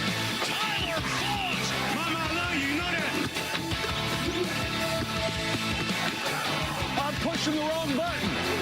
Toa plowing across the goal line. Tell us what you were doing right before you joined the team this week. We was working at the golf course, man, trying to find a way. Now, this is fun to see our True Vision chest cams on each side of the ball. The running back versus the linebacker. Real time. Just listen to that. Let's go! Here is Chris Rowland. Throw back to Ta'amu. Blocker in front. Ta'amu reaching out and scoring. Little mama, can't wait to see you. There's only one beer snake like this. How many cups do you stacked up right now? I'd say about 2,000. Jamar Smith steps up. Unloads deep. Caught! Are you serious? And Jamar Smith came up big once again. Nothing but greatness for each and every one of you today. And we gave it away. Let's take it back today. Closing it is Jackson. Oh, and a hit on it. A trick play. What a shoulder put on here in St. Louis. Only thing to know is Akeem Butler is him. You know, head coach Anthony Beck for St. Louis saying, I want nothing but greatness for you today.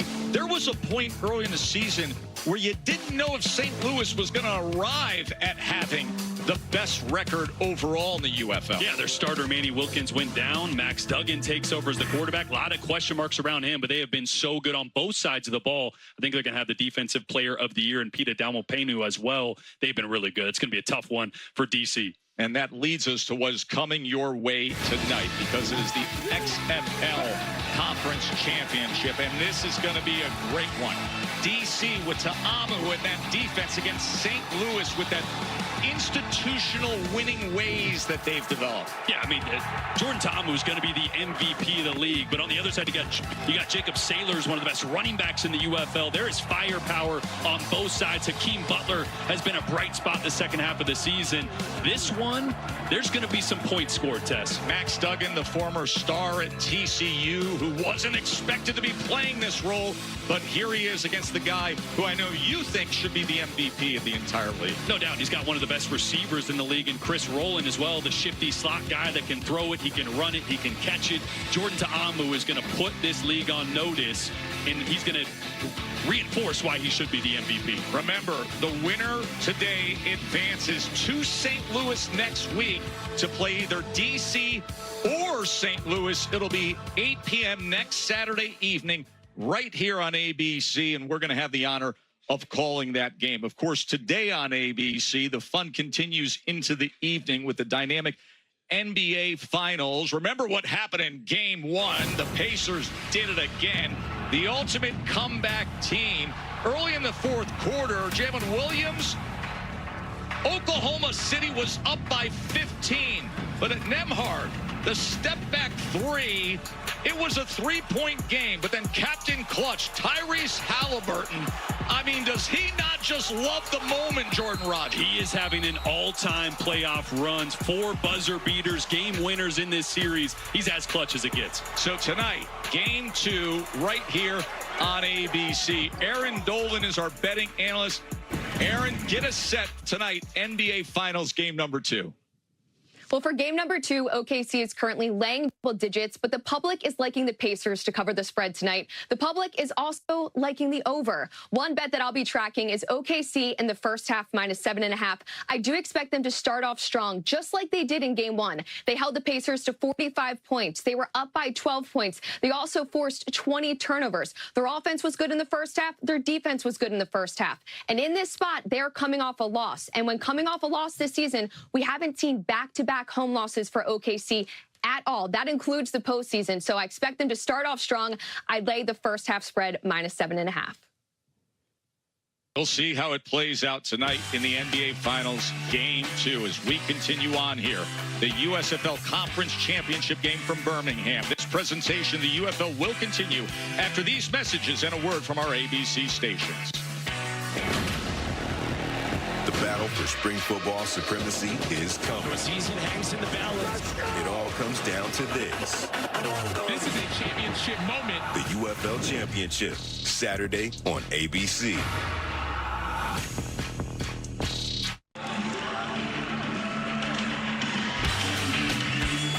Great game here in the USFL Conference Championship presented by New Era. 21-14 Michigan on top of the 3-time champion Birmingham Stallions. Sam.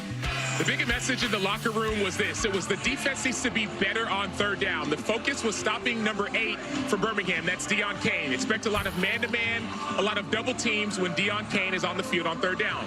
offensively, Marcel Belfay said we have to start pushing the ball down the field. Haven't caught a lot of explosive plays. Expect many more explosive plays down the field for Michigan in this half. Tom?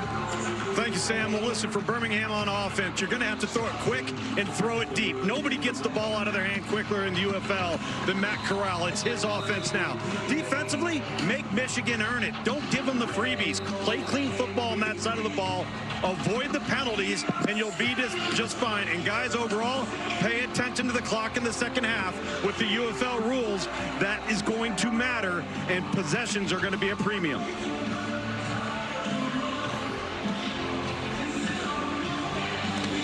Matt Corral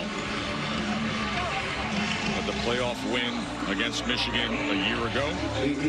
Came in the second quarter for that 7-play drive, was 5 of 6, 73 yards on the touchdown drive. Now Birmingham going to get the ball here, start the second half, trailing by 7. Winner goes on to the UFL championship game next Saturday night on ABC. Meet up with either St. Louis or DC, who play in the USFL Conference championship later today. Rodgers on the return. Aaron Dolan, our betting analyst, set up the second half for us. Well, Birmingham closes a 1.5-point favorite, but they're now a 4.5-point dog. We've seen the Panthers be favored throughout the entire first half. And of course, this first half, all we've seen is points. The total closed at 46.5 with 91% of the money on the over. The live line is all the way up to 58.5. And the last time these teams played, they scored on the first 6 of 7 possessions to start the second half of the game. Here is Birmingham with Matt Corral trying to take control of things in the second quarter. As Marable with a good run to start this second half. Let's look at the progressive first half stats, Jordan. I think it was really the tale of 2 quarters, right? It was Michigan in the first quarter. The offense was rolling, the pick 6. And then it was Matt Corral in the second quarter leading this Birmingham team back into it. I think the question will be, can Birmingham continue to get the run game going? Because Matt Corral in that Lane Kiffin Ole Miss offense in college is so good in the RPO game. That's where he's most dangerous. They get that run game going, then he can really get into his element. Second and 1, a lot of options with second and 1. They keep it on the ground, pick up the first down with Marable.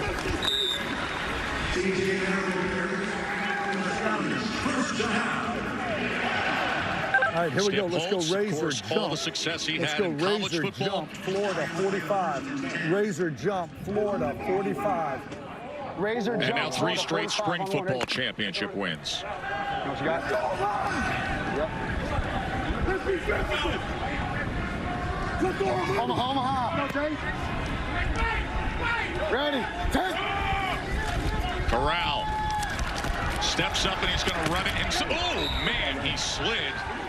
And Noah Dawkins was there to meet him. Just got down in time. Yeah, and here's Colin Bauer, the defense coordinator from Michigan. And interesting at what adjustments he makes in the second half. We heard Sam Acho on the sideline talking about double teaming Deion Kane, taking number 8 out of the game.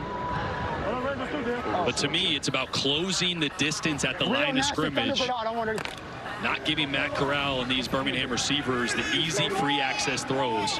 And you can see that's what they're doing already. Corral, that speaks right on top of him, but gets it to Person, and the flag comes down late. As Breland Speaks was crashing home on Matt Corral. Face number 44 defense. Can we tack it on from there? Yeah, tack it on. 44 defense. Illegal use of the hands to the face. Number 44, defense, 5-yard penalty, automatic first down. It's Garrett Marino, who played right here at UAB. You guys, I got Jamar Smith here watching from a bit of a different perspective. 3 weeks ago, I was standing on this sideline with you, and the roles were reversed, and you jumped in there and you saved the day. Now you're looking at it from this perspective. How do you view it? Matt's out there right now. He's doing a great job. Just looking for him to continue to execute right now. When you look at this game plan offensively, has anything shifted from what you was in the first half to what we're doing now? No, just got to be more smarter with the football. Execute the plays better, and just be a playmaker. First down, that ball Instantaneously hits the ground as it was incomplete. Cade Johnson couldn't control it. That's one of those throws. Matt Corral's a little bit of gunslinger, right? He is confident that he can fit a ball into any size window. That time sailed on him just a hair. Move, hail even.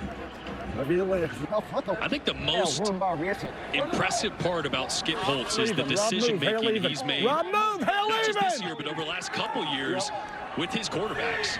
Go, go, go, go, go, go. Knowing when to make a change, why to make a change.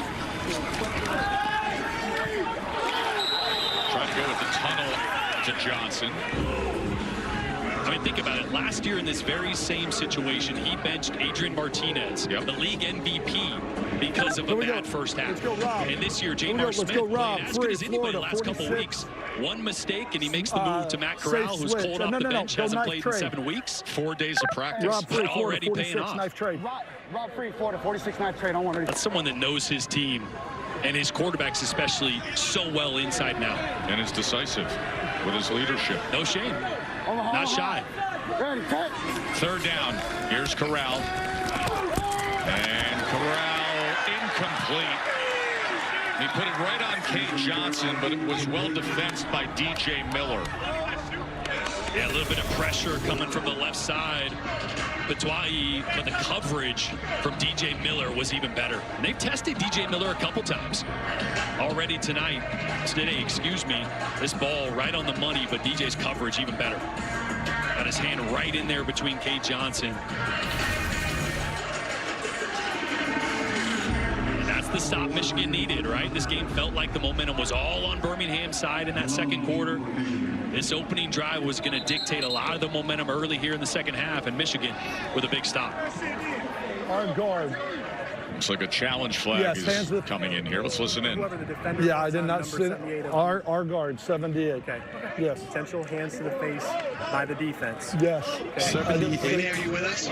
Okay, well, it's right now I got it on 78. Yep. Okay. Okay. Birmingham is challenging that there is a potential hands to the face by the defense. Previous play is under review. So they will go to the Verizon Command Center. Well, Mike Pereira will have to adjudicate. Is it on? Okay, so we are looking hand to the face. He said that his number 78, it's his head jammed back.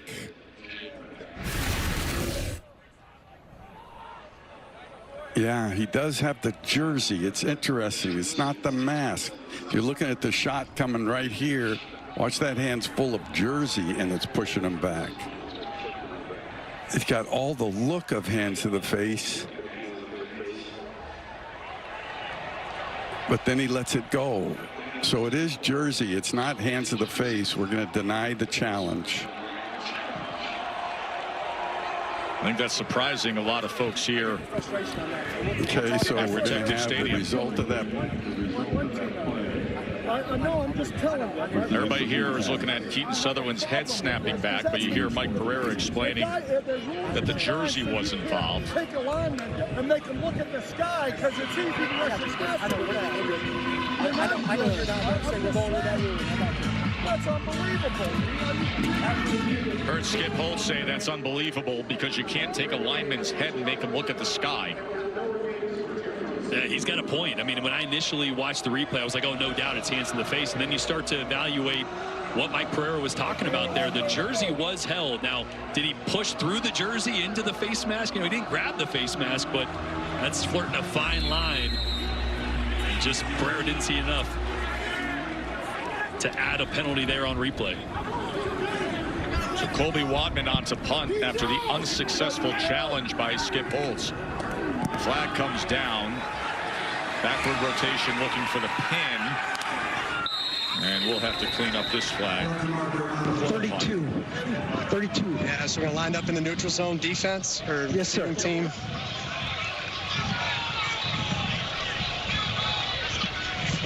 He wants the foul. Yeah, what number was it? 32? 32. Yeah. Offside, number 32. Defense lined up in the neutral zone. 5-yard penalty. Replay, 4th down. Replay it. It's 4th and 10. Field goal. Field goal. And because of that, you hear him calling for the field goal unit now. Harrison Mevis has a huge leg, missed from 56 earlier, does have a long of 54 on the year. Of course, when he was a star in the SEC playing for Mizzou, he kicked a 61-yarder to beat Kansas State in the final seconds of a game. And he's 5 of 6 on 50-plus field goals in the regular season this year. He got the wind at his back a little bit going this direction. This from 56 again. Mevis drives the ball. More than enough, Blake, as it goes right through. So the penalty changes the decision, and they get the field goal out of it. Here's that exchange with Skip Holtz after the unsuccessful challenge moments ago. Yeah, but his whole head is all the way, his hill. If you go through look at his face. He's like this. How is that not hands to the face? That's why I pass on him. I'm just saying, but his whole head.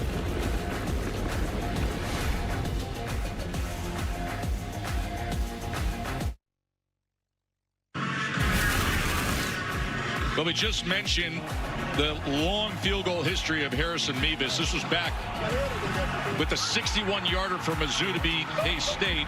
And then moments ago, the 56-yarder here in this USFL Conference championship game. The guy's 242 pounds, and he can drive the ball a mile. Yeah, that kick at Mizzou put the thicker kicker on the map. And I got a feeling that that's not all we're going to see of Harrison Mevis today. This feels like it's going to come down to a field goal, a late score. It's just got that feeling the way both these teams are back and forth.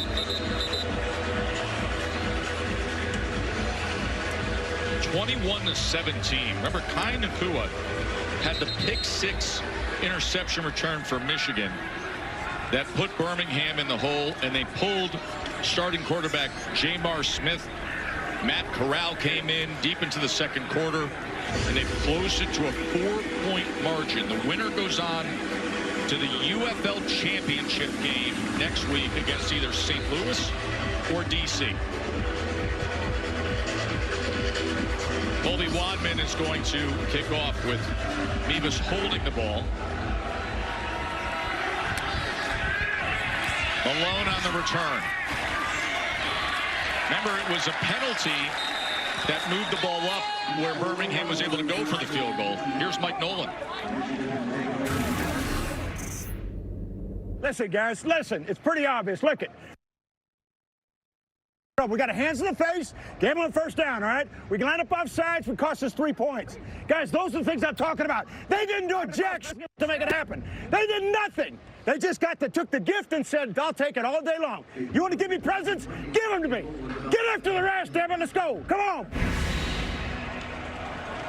Former San Francisco 49ers head coach, longtime NFL defensive coordinator, and passionate head coach of the Michigan Panthers as Toa takes it to the 35-yard line. Well, this game is personal, right? I mean, this is a game that Mike Nolan wants to win, not just because it's a playoff game, but because Birmingham has had their number. It's been the one team that they haven't been able to get over the hump. See, they're 0-6 in the regular season, 0-7 if you add the postseason. This one means just a little bit more and doesn't want big mistakes or unnecessary mistakes to be the reason that Birmingham gets back in this. 2nd and 3. Toa as he gets extra yardage, lowering the shoulder and the leg drive to the 40-yard line. 12-12. That's a first down for Michigan. Comanche, pistol, left trig wing, Liz, gut, same. Check that. Pistol, right trig wing, rip, gut, same.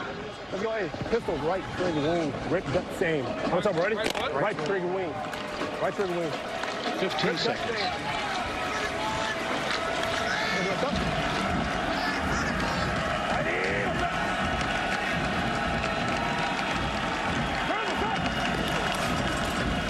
Colburn is going to bounce it to the outside. A flag is down. We will check on that.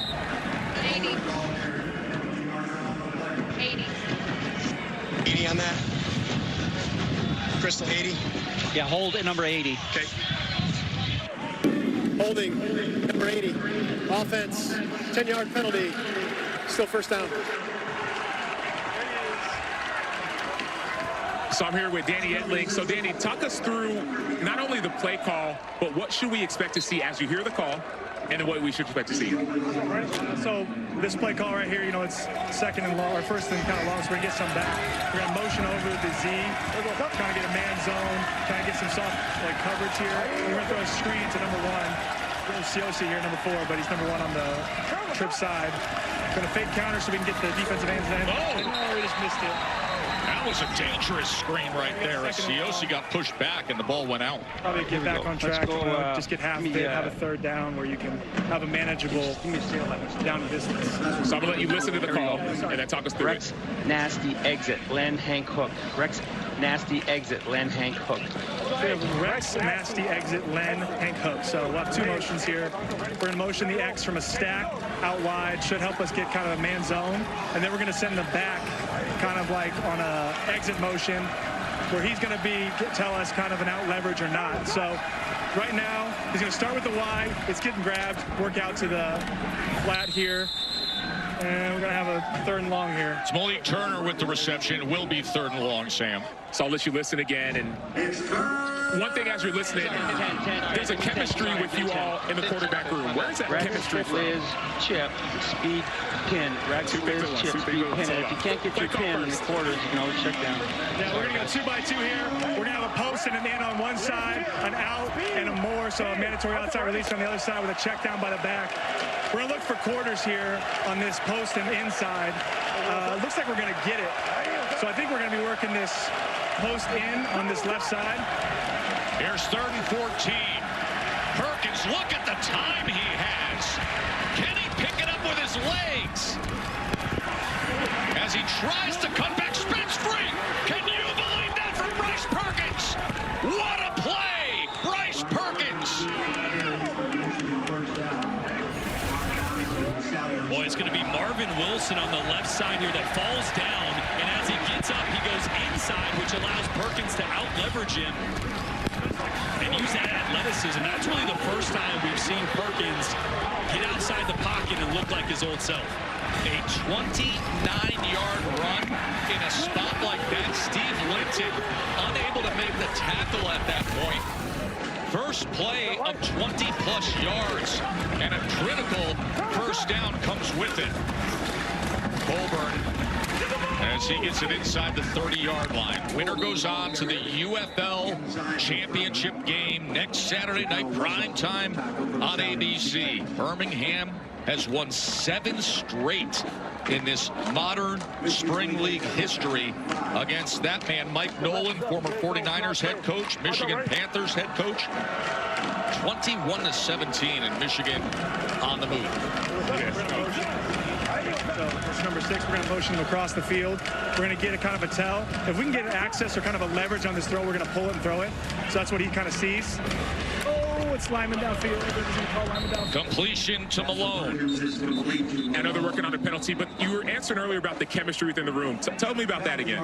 Yeah, I think it's just because all of us have played, and there's always that kind of element of competitive nature of us, but, you know, really hoping for the best for everyone who goes out there and actually goes and plays significant minutes. So, you know, we all have a good understanding of what we're seeing out there, about what the other person's experiencing, and we might have different styles of play, but we've all played, and that kind of camaraderie comes from that. So thanks so much, Danny. Yeah, no problem. Thanks, you guys. That's Danny Etling, the backup quarterback to Bryce Perkins. He was the starting quarterback. He just said we're going to like this next play. I don't know if it's a trick play or what, but Danny walked off and said, hey, you're going to like this one. I like that, Sam.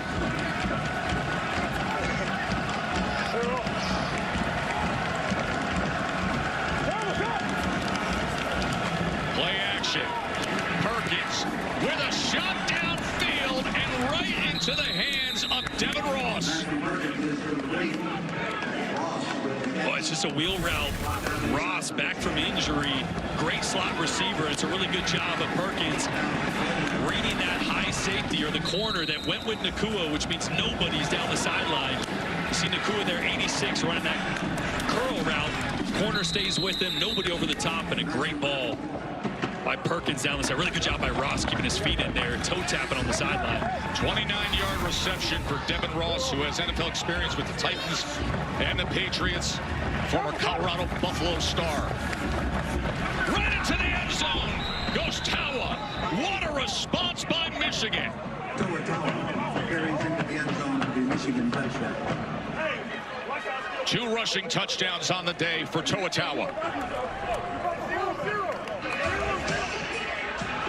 All that momentum that Birmingham had at the end of the first half to start this second half, gone now. That was the type of drive Mike Nolan needed this offense to have. Finally found an explosive play with Bryce Perkins' legs, and then a deep one down the sideline to Ross, and then their bread and butter, Tawa, punching it in. 1-point conversion attempt.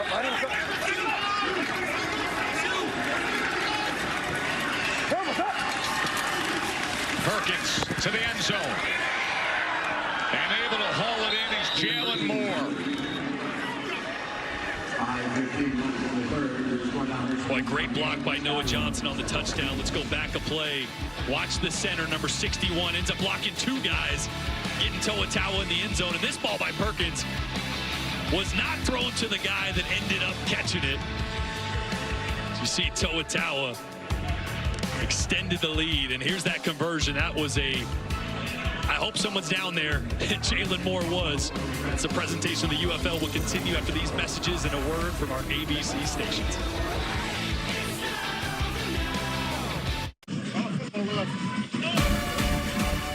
A reminder, the UFL Championship, presented by Underdog, will be next Saturday at 8 Eastern, right here on ABC, as well as ESPN Plus and Disney Plus. And at halftime of the championship game, a live performance by the Black Moves. Of course, they have the hit single, What You Got, and Saturday night. That is fitting.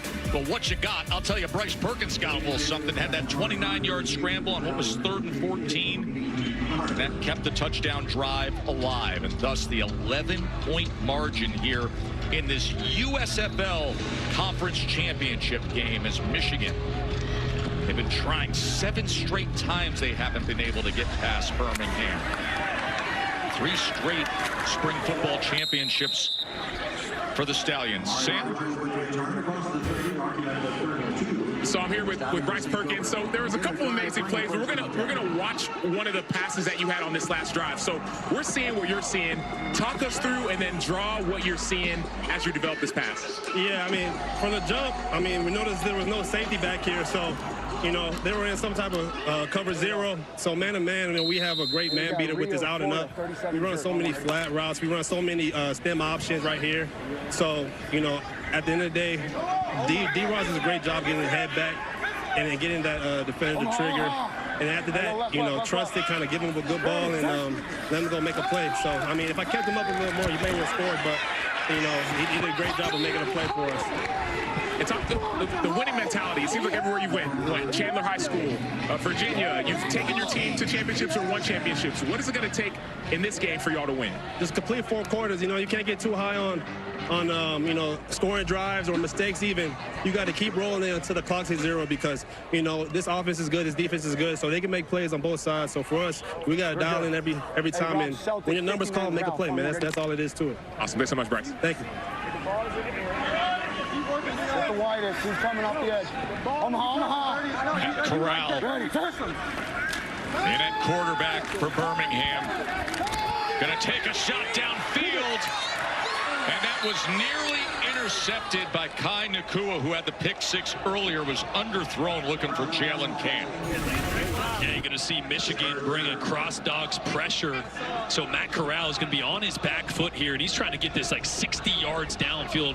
Nakua does a great job of turning and almost picking that one off for the second of the day.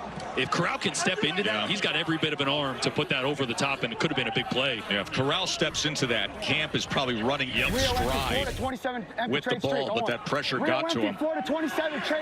And maybe this is the answer from defense coordinator Colin Bauer. Bring some pressure against a quarterback that hasn't played football in 7 weeks. Only had 4 days of practice. Jamar Smith was the red-hot story in the league, but he was pulled after throwing the pick 6. And a timeout is going to be used by head coach Skip Holtz. What they're doing, they get 3 linemen, they get 4. What did you see there in the 58? You didn't feel like you had the over? I went to the over, but the safety got caught up with the guy that he was with. Like his back was turned to me. The guy where I could Completion. Now we're in a 3rd and 10. Yep. You know what I mean? Now I was going to go 26 trade. Yeah, I was going to go 26 trade. 26 trade search. I was going to go search, trade the streak if they go to 1 high or 2 high. 2 high. All right. Call it as search. And if they go to 1 high, no high, 2 high, go to streak. But I got 20. For a guy that hasn't played a ton of football, he just finished. Skip Holt's sentence there on that play call. Knew exactly what Holtz wanted to go to here on 3rd and long. Omaha. Ready. 3rd and 10. Corral to the outside to Sternberger, who is wrapped up immediately by DJ Miller. A good stop there by Michigan, taking away everything deep, forcing the underneath throw. But that was pretty impressive. Again, hearing Matt Corral sort through the play calls, communicating what he's seeing. Again, this is a guy that hasn't played football in 7 weeks. Only a handful of practices under his belt before today. Probably wasn't expecting to get thrust into such a big position. Malone on the return. And he's wrapped up at about the 23-yard line. Sunday night baseball. One of the best rivalries of all. Aaron Judge and the Yankees hosting the Red Sox. 7 Eastern on ESPN. Coverage begins at 6 Eastern with baseball tonight. Sunday night countdown.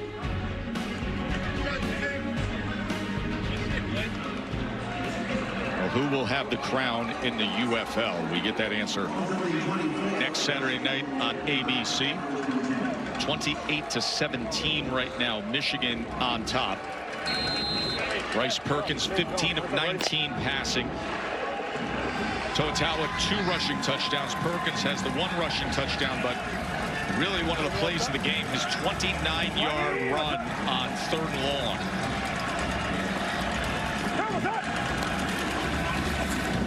They'll get it out quickly, trying to connect with Turner, but it's incomplete. All right, Gary, give me 10. But they still 12? Rex, yeah, Plasty, 10 personnel. Snob money. 11 or 10 right here. 10 personnel. 10. Man, don't. Let's go total skunk. Kenny in the post, 21 coming out. Double cloud. That's what we talked about. That strong safety is the deep 3rd guy. Can we talk about? Then they're going to play. They're going to play it where they've got 5 underneath and 3 deep. 2nd and 10 for Michigan. Perkins gets it complete to Turner, and Turner's still on his feet and picks up a block, and now he's racing down the sideline.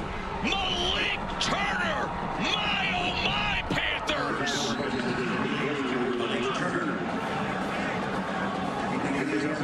A 76-yard touchdown by Malik Turner. Wow. It's still 3rd quarter. That felt like a dagger. though. That is a broken tackle that ends up being a huge touchdown. I'm all over. Who Marcel Belfay mentioned when we talked to him this week, he could be the X factor. A lot of attention on COC Mariner, their #1 receiver. Malik's a guy that operates in the slot a lot, and he knew his targets were going to be up this week. You can see just the type of playmaker he is when he gets the ball in his hands. And that has silenced this Birmingham crowd.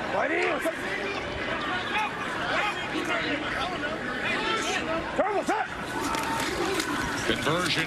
Tawa trying to push his way in, but he's going to be short. 70 yards came after the catch by Malik Turner. Yeah, Birmingham dialed up a blitz. You're going to see linebacker come, and Malik is just going to replace. This is just a veteran decision once again by Bryce Perkins to replace the blitzer, knowing you're going to have some green grass there behind him, and that's all Malik Turner. That's a guy that's played a ton of football, 44 NFL games, dynamic athlete, and you're seeing just why The NFL liked him so much for so long. That's a broken tackle. That went 60 more yards for a touchdown. Top 10 in school history at the University of Illinois in receiving yards. And he goes for 76 here. And it's now a 17-point lead for the Michigan Panthers in this conference championship game. So I'm here with Malik. Malik, what is going through your mind after a play like that? 0-0. 0-0. 0-0. So that's the thought process of no matter what the score is, it's a 0-0 game. You seem calm, you seem cool, you seem collected. What's the next thing that Malik Turner's going to do on the field? First, I'm going to catch my breath right now. On the field, I'm not going to do any more than what's asked of me, no less. One possession at a time. Make plays for my team. Make the extra block. Just keep going one possession at a time. People always talk about their whys. What's yours? Right here, you see the guys right here. Because we came in during the camp, man. We've been grinding. Everybody's got their individual goals. We got team goals. We out here for each other. Thanks so much, Malik. Thank you. There we go. We're good, fellas. And we got Luke. That's what it sounds like after you just run 76 yards past the entire defense. Yeah, but how about the maturity to go 0-0? Doesn't mean anything. Right. Yeah, we're up a couple scores, but this game's not over. Matt Corral with Speaks, trying to get him. And then he had to try to survive the oncoming missile that was Rondell Carter as well. Yeah, look, this is a big deficit for Birmingham, but they have their best drop back passer in the entire quarterback room in the game right now. He is a pure pocket passer. He's a guy that you can just start going, hey, okay, we're going to have to throw it almost every time now. Larry. Big 53 knife. Let's go. Big line through the 53, Larry. Hey, 24. 24. Here we go. Gotta go. Jamar Smith looks on as he was pulled from this game earlier. Sternberger, the intended target, their flag is down. Matt Corral came in, cut it to 4, and then 13 unanswered points for Michigan.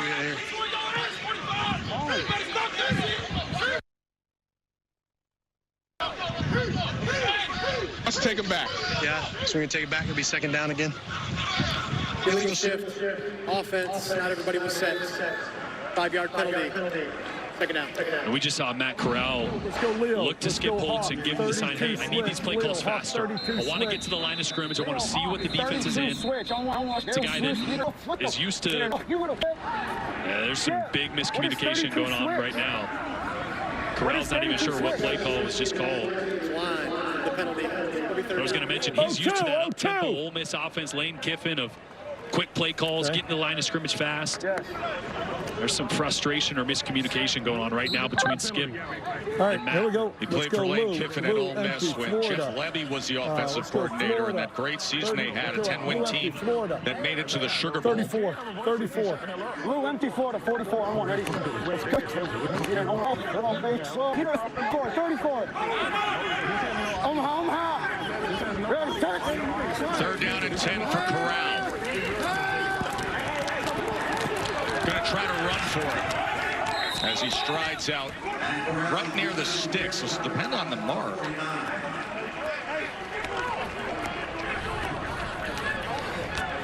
Yeah, it looks like they're going to be about a yard short. Linda Color. So he's saying color, which means they don't have a play call. They're going to try to get him to jump off sides and then maybe call a play.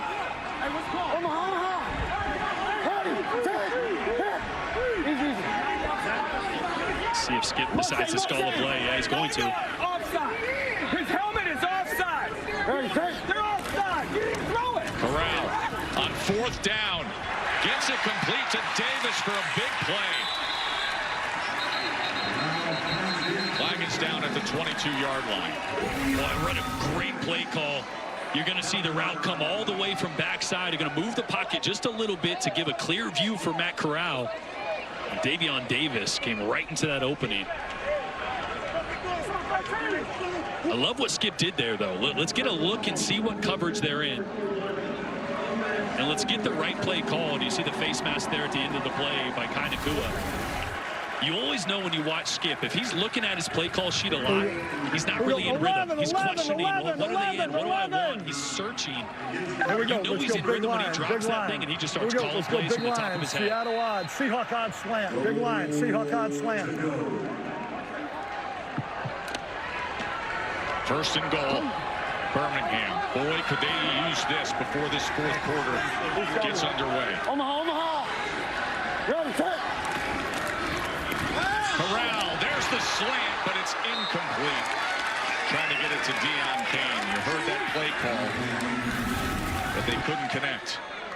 And D. Delaney's going to come in here in tight coverage on Deion Kane and just get his left hand in there at the last second. This is a guy that they signed just this week.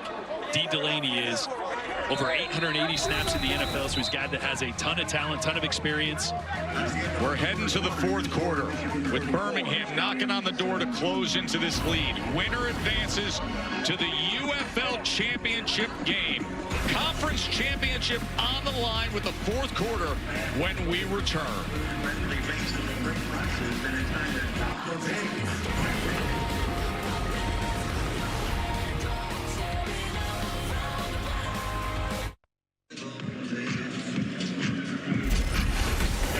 Game flow brought to you by Progressive.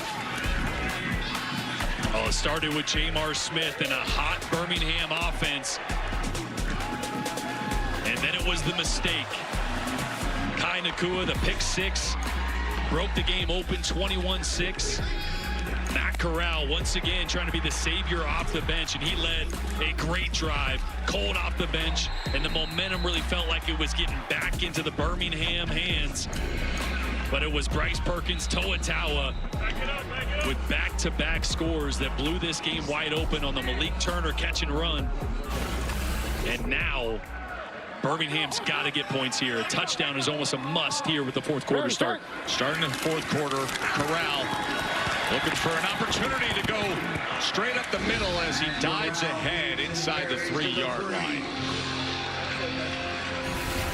This little quarterback draw with an RPO, as you're going to see Corral look, doesn't like it.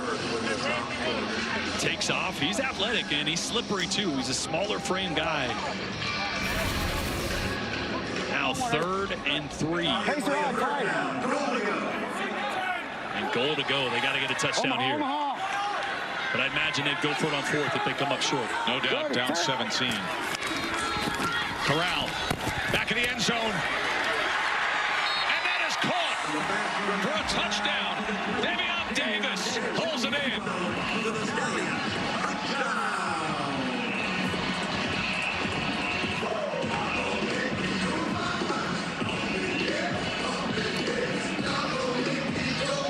Boy, just a great throw by Corral on that one, and that's the answer they needed. That gets this game back into a manageable situation. Again, you're really never out of it in the UFL, right? You can go for 1, 2, or 3. That's the beauty of it. So technically you can score 9 points on a touchdown. But getting this back to a 10 or 11-point game. Well, they're going for 2 here because they want to try to get this score to 34-25. 26 That allows them the opportunity for it to be a 1-possession game.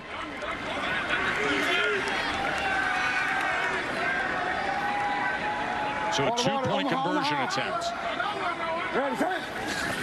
Corral. That was nearly intercepted, but it falls incomplete as it was Nakua who was in the way. I talked about Matt Corral as a pure pocket guy. Well, watch the anticipation. I want you to see where his receiver is at the moment he releases it and where the defender is. Watch as this ball is getting released. This defender right here is actually going to... Oh, I missed it there. The defender is actually wider than his receiver when he lets that one go, but he puts enough air on it. It gives Davion Davis the opportunity there to adjust to that ball in the air. Yeah, and Jordan, he wanted to throw that into the flat, and his feet were so calm and poised that allowed him to get the air and just drop it in the bucket in that back corner.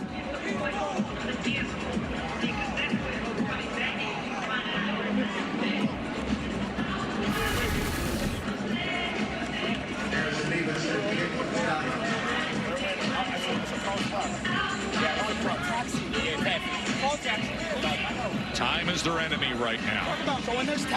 Trailing by 11, 14-19 remaining in this USFL Conference Championship. Remember, this is year 2 in the merged spring football leagues. The XFL Conference Championship will be coming up later today between St. Louis and DC. Winner here goes to St. Louis to play for it all. The United Football League Championship is next week on ABC in primetime on Saturday night. Luke's. Thank you, Tess. Here with Matt Corral. Obviously, you had to iron out some kinks there with some terminology and some back and forth with Coach. Led to a touchdown scoring drive. What was the communication issue on that drive? It's not the fact. It was just no communication. Like you just got to get better getting the play call in. But other than that, you know, just call it and we'll run it and we'll execute. But right now it was just high intensity that I was talking about earlier, and we just got to settle that down. Sense of urgency's got to be paramount right now. What's the message to these guys? One play at a time, man. Just one play at a time. The scoreboard doesn't even matter right now. We're just one play at a time, and when we look up, we'll be happy where we're at. Thanks, Matt. Good luck. Thank you. Perkins. That ball is out. The ball is out. And they're saying incomplete pass. Birmingham desperately in need of a turnover. And they nearly had it as Shaheem Carter thought he came up with one. That was almost the play that changed everything. This is just part of that RPO game. And Jalen Moore got rocked by Stephen Gilmore.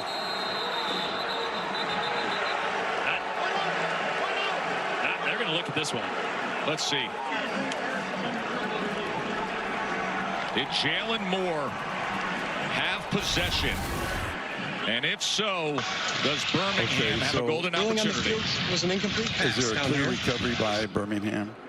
We do have a clear recovery. Yes, we did make the announcement by the defense as well, yes. I need a different ball. Okay, Michael. Here's what we're looking at. We're obviously looking at the element of time here because he has control, and then he gets 2 feet down. Now the issue becomes time, and we're looking for a third step. Right foot, left foot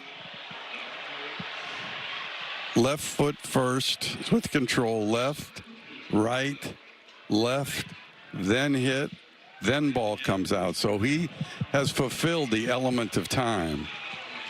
So this is going to be a catch and a fumble.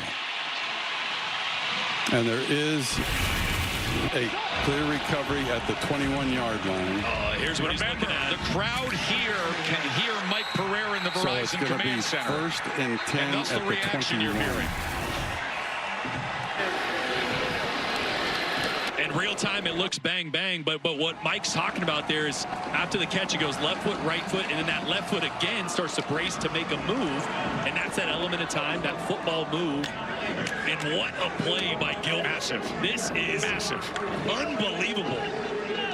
Birmingham is taken over at the 21-yard line. Razor jump, Florida, 37 rewind on 180.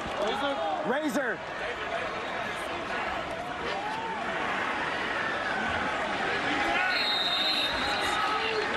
Can they close into it here? Conference championship game. Matt Corral, former Ole Miss star, to the end zone, overthrows the intended target, Jay Sternberger.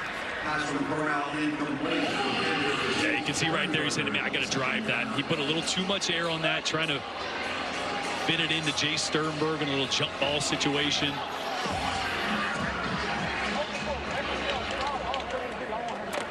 Go, fellas.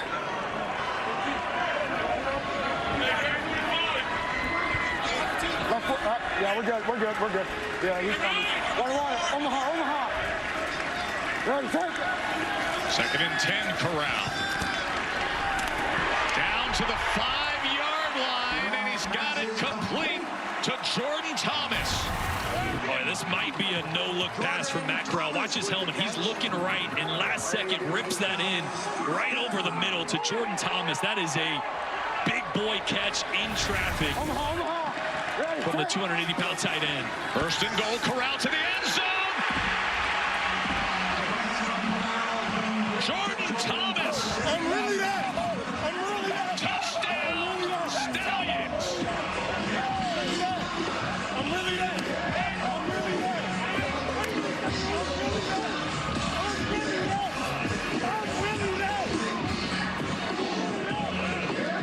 The momentum changes in this game have been unbelievable, Tess. I mean, this one was blown open 34-17 by Michigan, and it felt like it was over.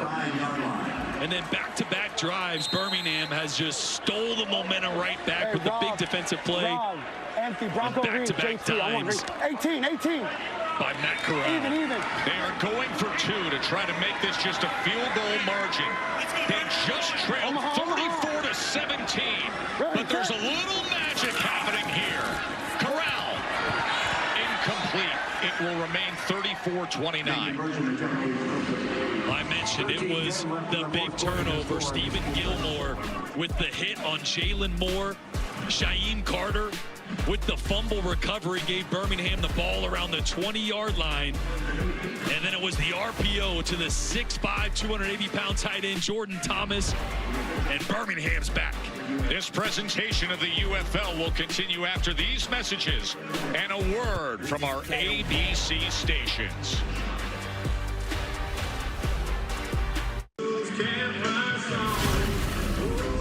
The recent history of spring pro football. Well, the Birmingham Stallions, as we said, this has become title town. 2 straight USFL championships, and now the newly merged UFL a year ago. 39-7 in recent years. They've been dominating Michigan. They were just down 34-17. And this is what's on the line in a game that's now just a 5-point margin here in the fourth quarter. Win today, and you're in the UFL championship on ABC next Saturday night primetime against either DC or St. Louis. This is the USFL Conference Championship. That is the trophy they are playing for. It has been back and forth and thrilling as Matt Corral has come off the bench. A critical turnover moments ago. Former NFL head coach Mike Nolan on one side for Michigan, trying to break through after 7 straight losses to Birmingham. Skip Holtz's team rallying here as Malone with a good return for Michigan. Like, that's just a mindset thing, right? Skip Holtz and his team never felt out of this. And did you see how we got here? The Kai Nakua 25-yard interception return was what got Jamar Smith benched. And Birmingham, with 12 points in the last minute and 9 seconds, has completely flipped the momentum and changed the complexion of this game. And to me, as I was about to say, it's just belief.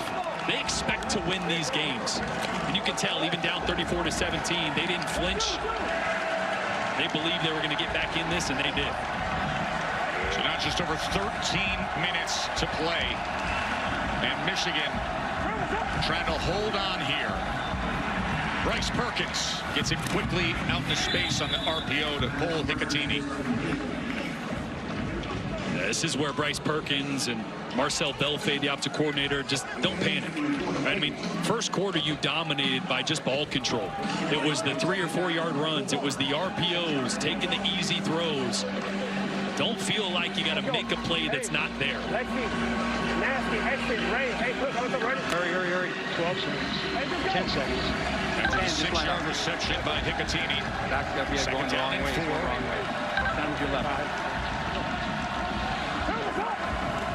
Perkins steps up in the pocket. And now will utilize the legs. Oh, a horse collar tackle.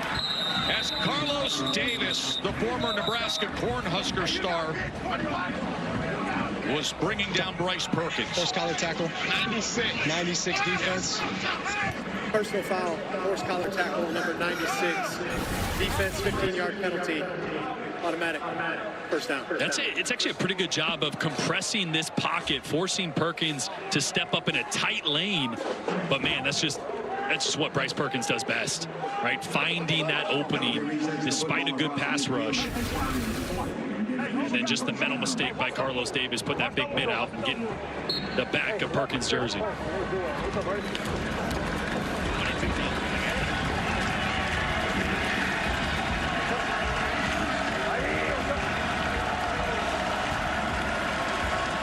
Ball on the 40-yard line already after the penalty. Tuatawa as he dives ahead and gets it down to the 31-yard line. Over 89. Right, Rex. watch To'otawa just get skinny through this hole. There's not much there. Bradley Anai almost gets him, but he just got vertical really fast. 2nd and 1. They'll keep it on the ground as Tawa will move the chains. Ball now on the 26-yard line. Really nice response drive by Michigan after the turnover and score. 11, nickel. All right, give me, hey, let's go right here. Hey, let's go wide, one rat. Wide, one rat. Hey, Rex, don't say. What's up, Rex? Heard one rat there. Birmingham giving a lot of man coverage. That rat will be a kind of robber safety player that's trying to read the quarterback's eyes.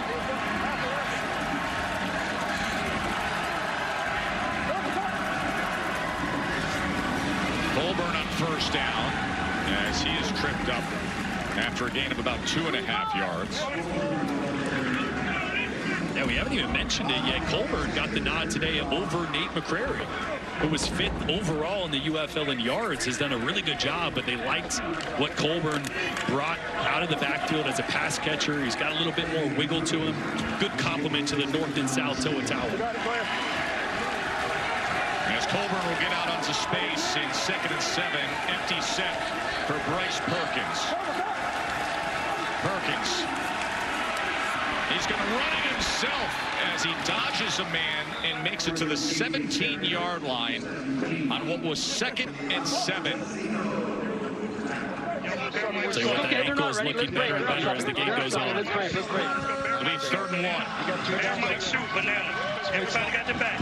Better end to the end zone read. Bear might shoot. Bear might shoot. Banana. 3rd and 1. Toa straight ahead. And it's another 1st down for Michigan, trying to march their way to the championship game. Tell me what you do if you're this guy. You got to guard Bryce Perkins and To'otawa. I mean, he's trying to do both right now. There's just no way he's going to pick right on that one. If he crashes in, Perkins is going to get the edge. If he slow plays it like he did right there, To'otawa is going to get North and South in a hurt.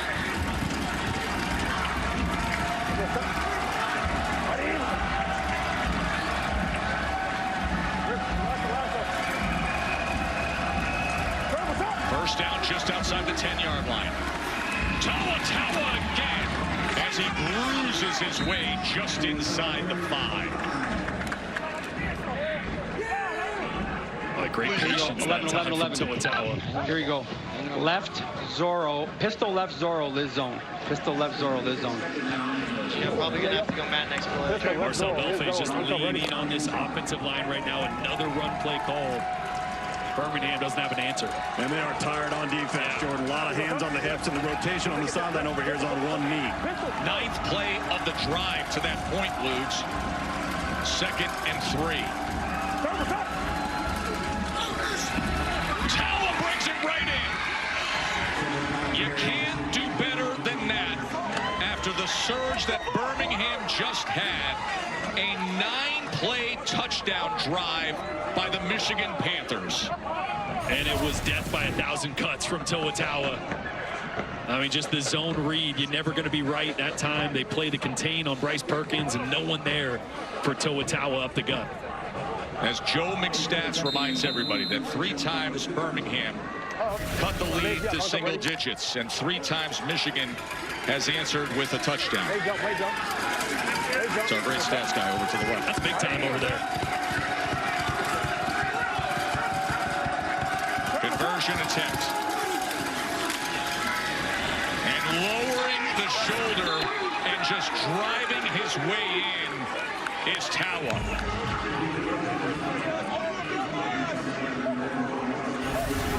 Three rushing touchdowns for To'otawa today. Just extending his UFL lead. Now 9 on the season. This guy runs so dang hard. Doesn't he? Every time he touches the ball.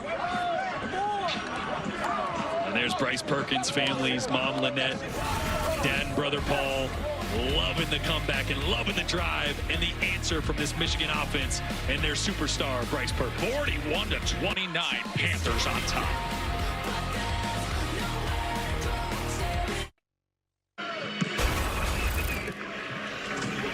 It's been that kind of a day for Toa Taua. Hard running, determined, playing with desire, and just shredding right through the middle of the Stallions defense for 3 rushing touchdowns. Yeah, it's demoralizing. Every time 35 touches the ball, good things happen, and he is wearing down this defense. What? I called him the heartbeat of the team earlier. I truly believe that for a guy that in back-to-back years was cut after camp, brought back week 3 this year, and all he's done is rattle off 9 touchdowns and lead the #1 offense in the UFL. The guy went home. Toa Taua started a regular job, was brought back due to injuries, and now he has 9 rushing touchdowns, and Michigan is closing in on a championship game because of him. Yeah, Matt Corral's done a really good job coming off the bench. Cold, hadn't played in 7 weeks, but he's got a tall task in front of him right now, down 12 with 8.5 minutes left, and Bryce Perkins has just been, well, he's been Bryce Perkins in his return. Remember, he missed 3 weeks with an ankle injury. He's still not 100% today, but he's made just enough plays with his legs and his arm to keep this defense honest and allow Toa Taua to take over. That's not just a regular job. He was washing golf carts, sleeping on his brother's couch, waiting for a call, and that call came. And his second opportunity with Michigan this year paid off. Corral's going to try to check down to Person, and that's incomplete.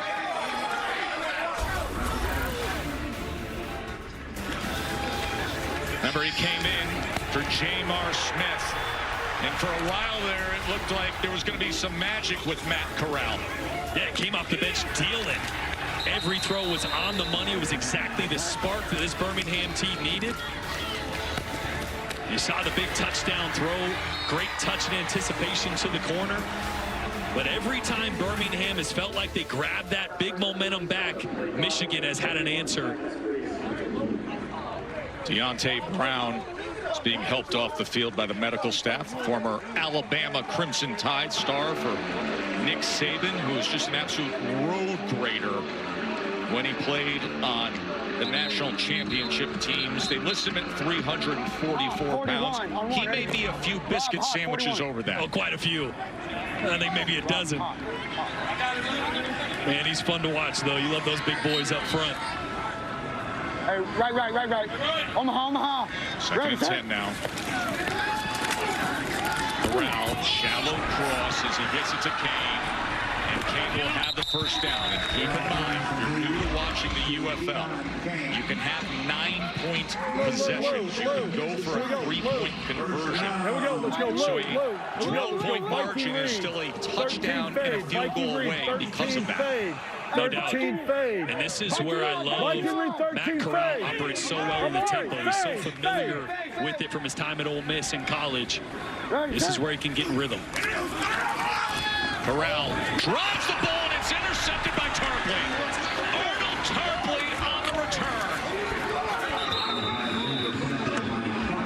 And this is just a monumental mistake from Matt Corral. He's going to have cover 2 to that side. And if you're going to try to throw a honey hole down the sideline, you better make sure that safety is inside the numbers, and watch where that safety is when he lets that ball go. He's halfway to the sideline already. That ball had no chance.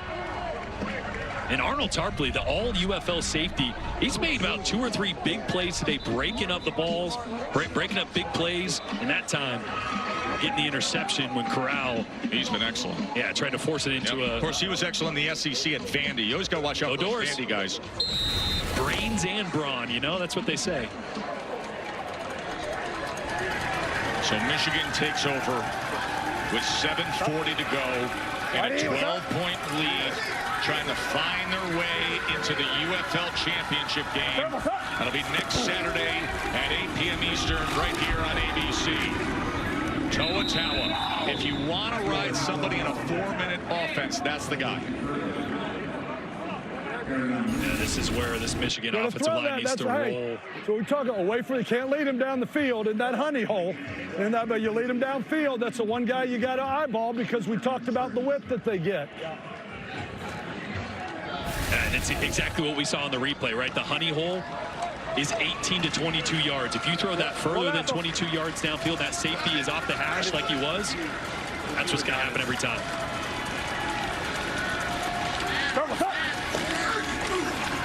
2nd and 2. Perkins gets it to the outside to Hicatini. Hicatini trying to keep his balance before he's taken down.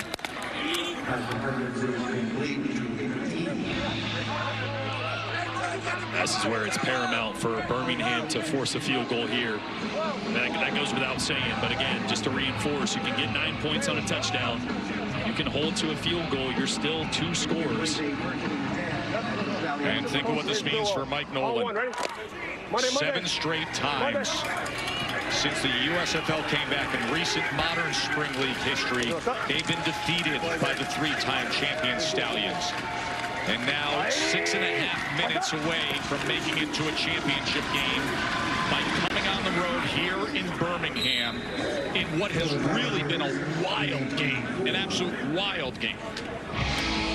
And I think what stands out most for a coach that is a defensive guy, he mentioned when we talked to him earlier, he doesn't necessarily agree with the sentiment that defense wins championships. He said, look, if you score more points than the other team, no matter how many you give up, you can't lose. And that's kind of been this game. Giving up 29 points, but top 2 offenses in the exactly. UFL. But Michigan's offense has just been 1 step ahead and a little bit better than Birmingham's. 2nd and 8. As Colburn gets the work, and that offensive line is playing with some pride and purpose right now to close this thing out. Well, Jordan, when you say better, essentially it's been the run game for Michigan. That's the difference between Michigan and Birmingham today. And if you look at the clock right now, that thing is draining. Birmingham only has 1 timeout, and they can't use it right now. 35. Look at the rushing yards for Michigan. Toatawa with 3 rushing touchdowns and 86 yards. And if it ain't broke, don't fix it. They're just handing off zone once again. This time to Colburn. They're down at 5. Colburn looking to bounce it, and he makes an inside cut and a spin move. Does Matthew Colburn. And this is the juice I was talking about. This is why they activated Colburn and deactivated McCrary, because of this elusiveness. There's nothing here initially. Watch the jump cut and the vision and the burst to get outside to the sideline, and then the physicality like To'oto'o to get north and south and pick up that first down. That is a huge first down pickup. And that clock just continues to tick down.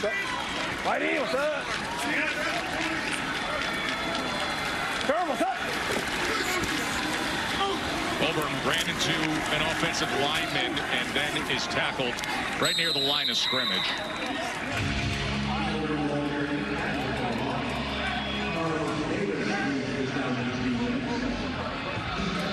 Zone check. Rex Classy, zone check. We're up by 12. How about that call, Jordan? Right or left, boys? Let's go. Yep. Well, what an impact that Cole Cabral, the all UFL right guard, has made in his return from injury.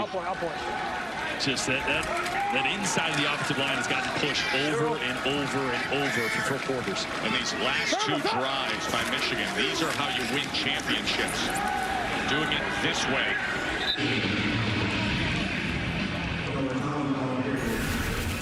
All right, so whatever you're doing, take advantage of it, because they're in the trenches. They're gassed. They are gassed. 8 seconds. Mike Nolan knows it. That was just moments ago as he's talking things through with Marcel Belfay and Bryce Perkins, saying they've got this defense where they want them. Coming up at under 3 minutes to play in this USFL Conference Championship game. 3rd down and 12. And upended is To'otawa. Gates made the tackle.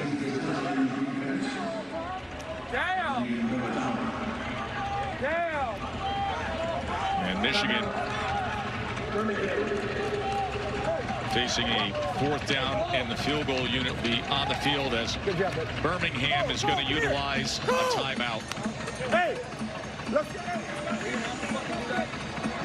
Three double cloud. I'm just saying.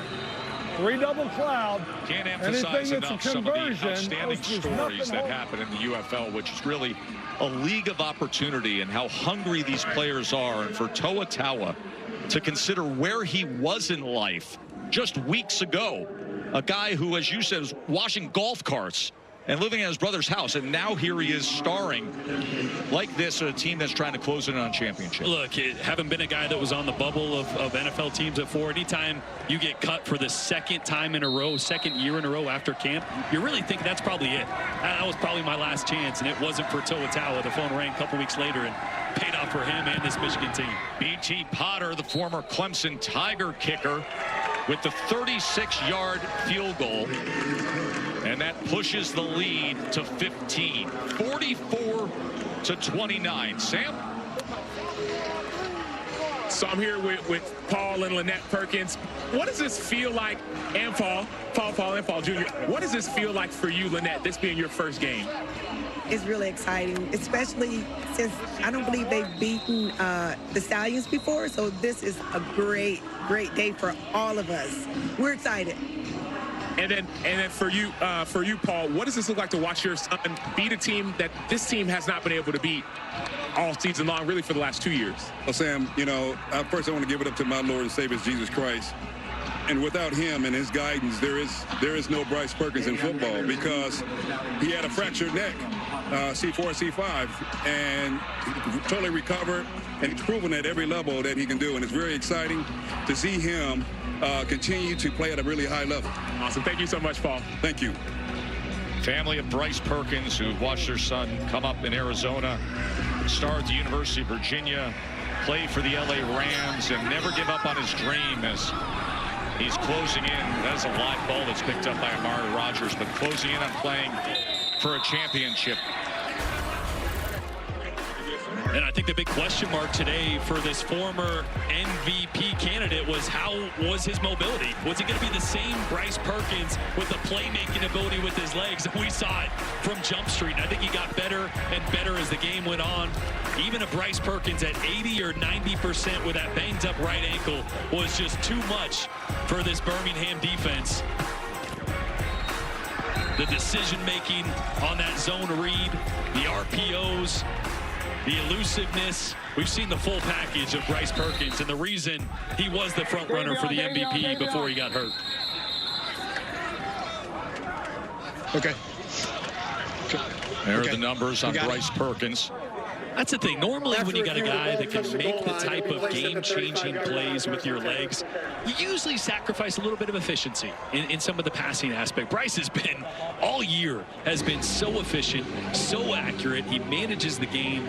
I will be shocked if after the UFL championship game, however it goes, if Michigan indeed holds on for the next 2 minutes and 39 seconds, if he's not on an NFL roster immediately. Well, I mean, listen, there is no doubt that he's talented enough to be. Now, the NFL roster structure and the tiers and the way that things, that was narrowly intercepted, the way that things work out when it comes to managing the roster with younger players, salary caps, and then the NFL Players Union with him, with Bryce Perkins being a veteran, that all conspires against him. No doubt. But talent-wise, you can't help but watch Bryce Perkins play this year and understand that he is a pro quarterback at the highest level. Yeah, and to your point, yeah, being 28 years old works against you a little bit. The question goes, man, if we're in a pinch, I'd love to have a guy like that that could come off the bench. As you see here, a big play by this Michigan defense. Down. They are ruling that a fumble and a recovery by Michigan. That is D. Delaney who came up with it. They're going to talk this over. But the ruling on the field is a fumble and a recovery by D. Delaney. I mean, look, Matt Corral is just trying to make something happen. He knows what the situation is. He's got guys all around him. The question will be, was his hand moving forward? Was he attempting to throw that ball as he lost control? It's been a frustrating day for Skip Holtz. Ball's coming out of his hand. See Mike Pereira, I think the ball's loose in his hand. Verizon Command Center lifts his hand, the ball rolls, the replay just on this rolling one. out of his hand. staying with the ruling of fumble on the field and recovery by the defense. Yeah, I think he's trying to get rid of it. Yeah, it's just before he's able to try to throw that ball gets jarred loose.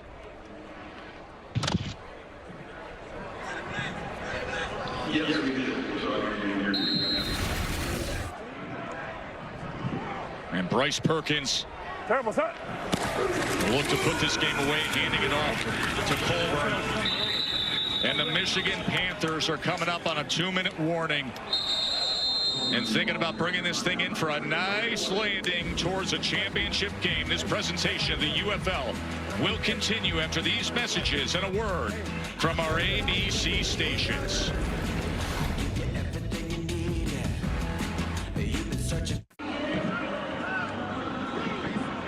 The scoring by quarters sums up what was a frantic and wild game here that still has 2 minutes to play, and the Michigan Panthers looking to find their way to the UFL championship game next weekend, be held in St. Louis. It'll be airing right here on ABC Saturday night at 8 p.m. Eastern. They had a 34-17 lead. 3 times the Stallions cut it to single digits. 3 times Michigan responded. Toa Taua with 3 rushing touchdowns, and now after a fumble recovery, the Panthers look to close this thing out. And Perkins will pass to Hicatini on what was 2nd and 9. Boy, I do not envy St. Louis or DC. Whoever's calling defense next week is going to have to deal with the best offense in the UFL and the most difficult scheme to game plan against, with how they run RPOs and how athletic Bryce Perkins is. And then the power running of Toa Taua, the explosiveness of Lee Turner, who had a 76-yard touchdown today. 44 points up on the board for Michigan.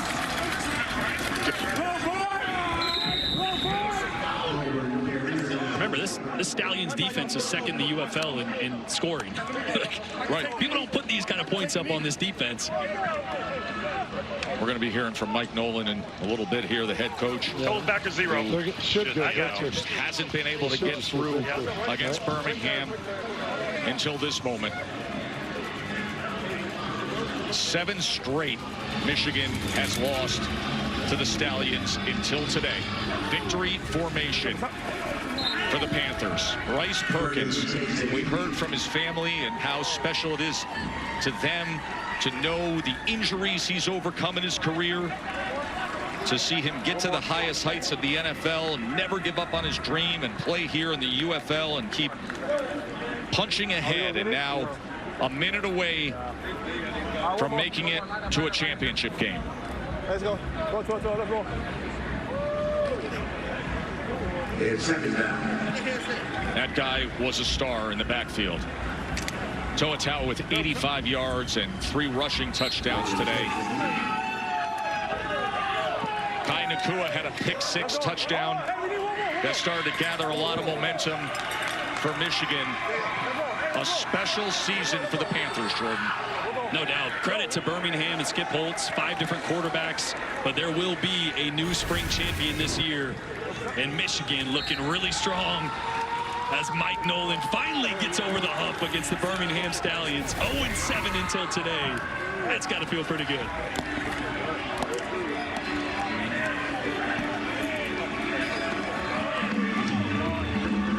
It is official. Mike Nolan, former San Francisco 49ers head coach, longtime NFL defensive coordinator, who's taken so much pride as the head coach of the Michigan Panthers here in the UFL, has advanced to the championship game. They'll face either St. Louis or the DC Defenders.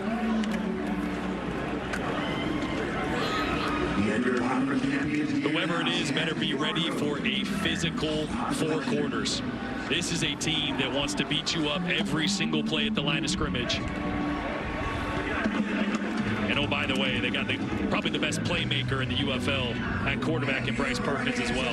It's a complete football team, and Michigan put that on full display today. Year 2 of the merged spring football leagues, the USFL and the XFL, and this is the USFL Conference Championship, and what is a budding rivalry that Michigan finally gets over the top of the Birmingham Stallions, who are 7-0 in recent history, and now it's the Panthers as the winner. Sam. Bryce Perkins, we're talking about the ability to overcome. What does this win mean to you all? God's the greatest. You know, trials and tribulations, no matter how many times we came out here and fell short, guys were determined, guys were motivated. We played with a passion, all 4 quarters, every side of the ball. It means the world. You know, we came out here and executed to the best of our abilities, no matter the trials in the game. And now we got one more game to close it out. So, you know, got to get back to work. You know, short week and get to it. You talked about some of the trials. We were talking with your family up in the stands. They talked about the broken neck you had early in your career collegiately. How have you been able to overcome adversity? Man, you know, your plans versus God plans, man. You know, every time you just know you can do the best of your ability to get through, time after time after time. And as long as you have opportunity, you roll with it. You know, the broken neck, they said I had like a 5% chance, and I took those chances and see what happened. You know, I'm dealing with an ankle, and best I could, rehab it and see what happens. And, you know, if I'm on the field, if I make it through, I know it's God's will. Awesome. Thank you so much, Bryce. Thank you. Up to you, Tess. Touchdown pass for Bryce Perkins. Touchdown run for Bryce Perkins. Aaron Dolan, when we started the day, we were sizing up the star quarterbacks. Smith got pulled. Perkins is off to a championship game.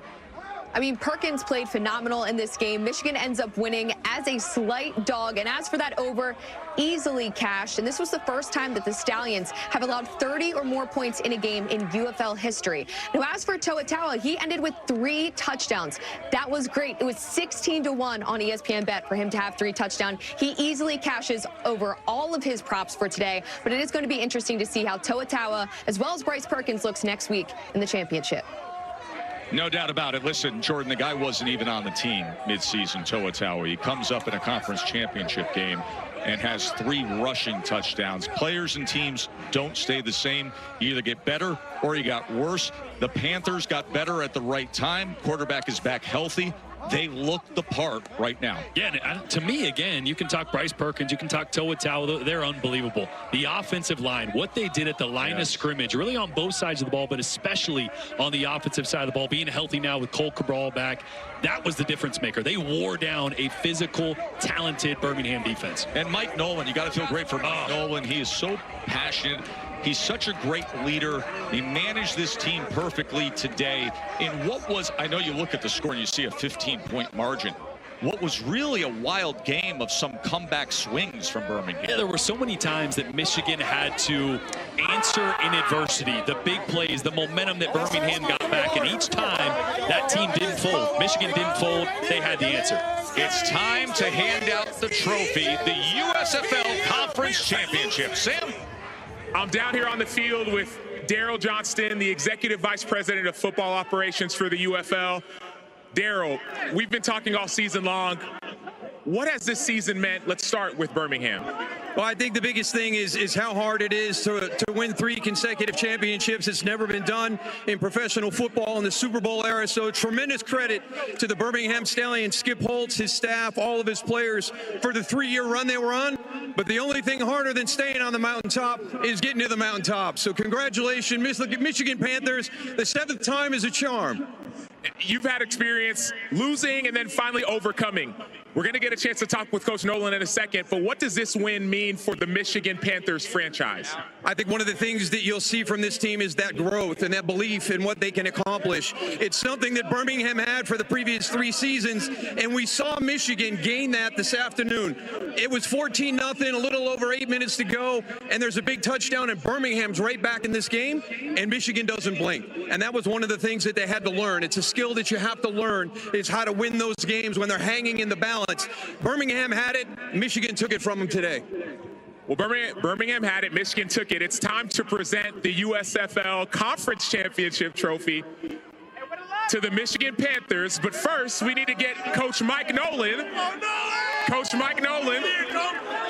Coach Daryl Johnston is going to present you the trophy for the USFL Conference Championship? This has been a long time coming, Coach. I know how much this means to you. You've been close. You've been close a number of times. 0-6 coming in today's game, an opportunity for this team to maybe look back on how they played against Birmingham and falter again, but you wouldn't let them. This team wouldn't let that happen here today. Congratulations, you broke through on the 7th time. The USFL Conference champions, the Michigan Panthers.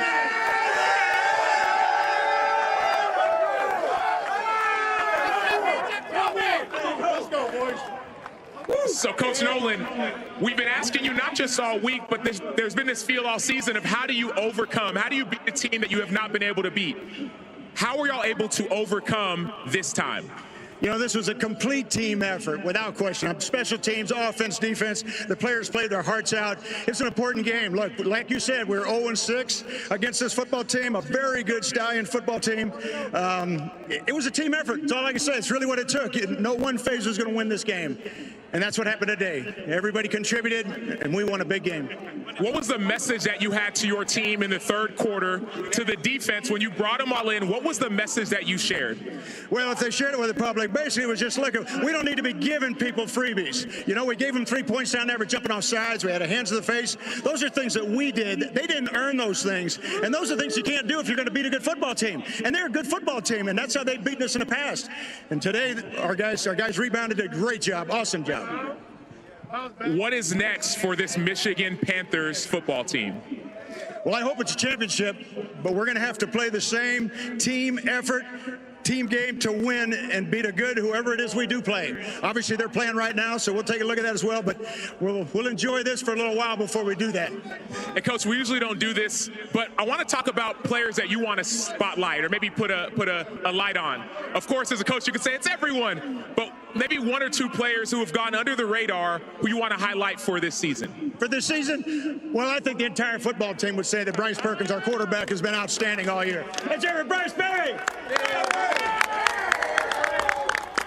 You know, and getting him back today was instrumental. I mean, it was huge. It really was. Awesome. Well, thank you so much, Coach. I'm going to let you celebrate with your team, and good luck next week in the championship. Tess, up to you. Well, they have a lot to celebrate, and then they've got to get to work. Because come next Saturday, that trophy goes away, and the bigger one is what they're going to be playing for, and that will be the UFL Championship. It's going to be held in St. Louis. Of course, St. Louis and D.C. playing tonight, so there's a chance you could be playing St. Louis in St. Louis. They did play St. Louis this year and D.C. They split those games. Michigan lost to St. Louis 32-27, beat D.C. 38-14. Yeah, I think the biggest surprise there was the 38 points on D.C. As you see right here, D.C. was playing really good football at the time. And the St. Louis game is interesting because St. Louis, to me, is a completely different team now. They are. At the end of the season, the way Max Duggan is playing, Hakeem Butler, Jacob Sailors, and that was a game that they lost. The offense didn't quite show up the way we're expected to see. So a lot of storylines, but Michigan's playing their best ball right now. I want to get into the Bryce Perkins story just one more time of really never giving up. Yeah. And then you listen to him as his command and his control as a really evolved veteran quarterback. Yeah, to me, what stands out is when we had the conversation with him, the calm, quiet confidence, right? A lot of times confidence is loud. Yep. You know when a guy's confident. Bryce is so calm, so confident in himself, probably because of the adversity he's gone through, right? The broken neck, 5% chance he could play again, and he continues to fight back. His opportunities in the NFL led to today where he was absolutely perfect. 19 of 25 for 230 through the air with the touchdown, and it was the game-changing plays with his legs like this one down the left sideline.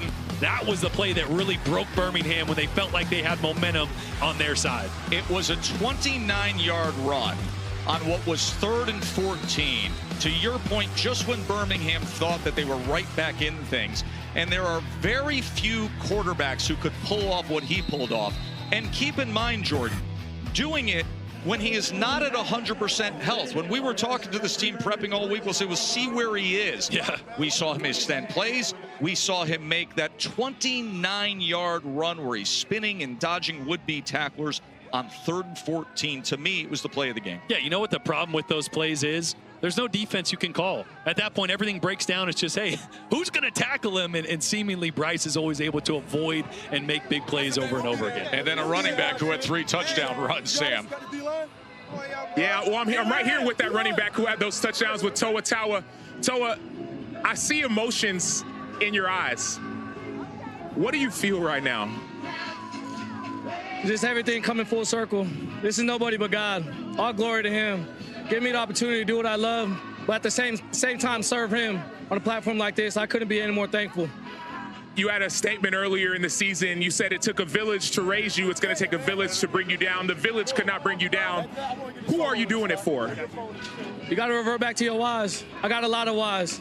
Every single person in my family, but most importantly, my son, man. I got a 4-year-old son out there, Marcelo, man, and I come out here to show him you can chase any dream, no matter what it is, big or high, man. Don't ever give up. And we right here, man. But if those tears could talk, oh, man, what would they tell us? Thank you. Thank you. Ups and downs. Thank you. That's it. Awesome. Toa, before we let you go, what message do you have to the people at home who are watching you right now live out your dream? This is our dream. We wanted this. It's us, always us. Shout out to my loved ones, man. It's been us. Thank you so much. So I'm going to let you go and celebrate with your team. Yes, sir. Let's go through the day on Toa Taua, who had 21 rushes for 85 yards and those 3 touchdowns. And also, Jordan, when they had to put the game away in a 4-minute offense, they gave him the ball. Tess, you're a boxing guy. It was body blow after body blow after body blow. There was no haymaker. There was no knockout. It was just punch after punch that broke this Birmingham defense down. And really, that's the key to the entire offense. The RPO is set up off of it. So if Toa's not going, this offense doesn't. They rise and fall with him, and he was his best version of Toa Taua today. You know, we hear it so many times week after week of covering this league right here on ABC. From coordinators and coaches of what a joy it is to coach these kind of players, people who are grateful for a second chance. You just heard it with the emotion of Toa Taua, Jordan. A second, a third, a fourth chance sometimes for guys. Again, Toa Taua was probably out in California, washing golf carts, hanging with his brother, thinking, man, football's in the rear view. What's my future going to look like? And that phone rang maybe one last time, and this is a magical run that was sparked because of it. Yeah, 9 rushing touchdowns to lead the UFL. Bryce Perkins, the veteran quarterback, he went for 230 passing yards and a touchdown pass. He had 39 yards rushing, including that incredible 29-yard scramble on 3rd and 14 and a rushing touchdown. And his running back, Toa Taua, 3 rushing touchdowns. So now here it is. You can put Michigan's name in there. They have advanced to the UFL Championship Saturday, June 14th, live right here on ABC, 8 p.m. Eastern. 44-29 is the final score. The Michigan Panthers win the USFL Conference Championship game. They advance the next Saturday. For Sam Acho and Tom Luganbill, and up in the booth with Jordan Rogers, I'm Joe Tessitore. Enjoy the rest of your night. World News Tonight, or your local news, is coming up next on most of these ABC stations. And, of course, Game 2 of the NBA Finals set for tonight as well.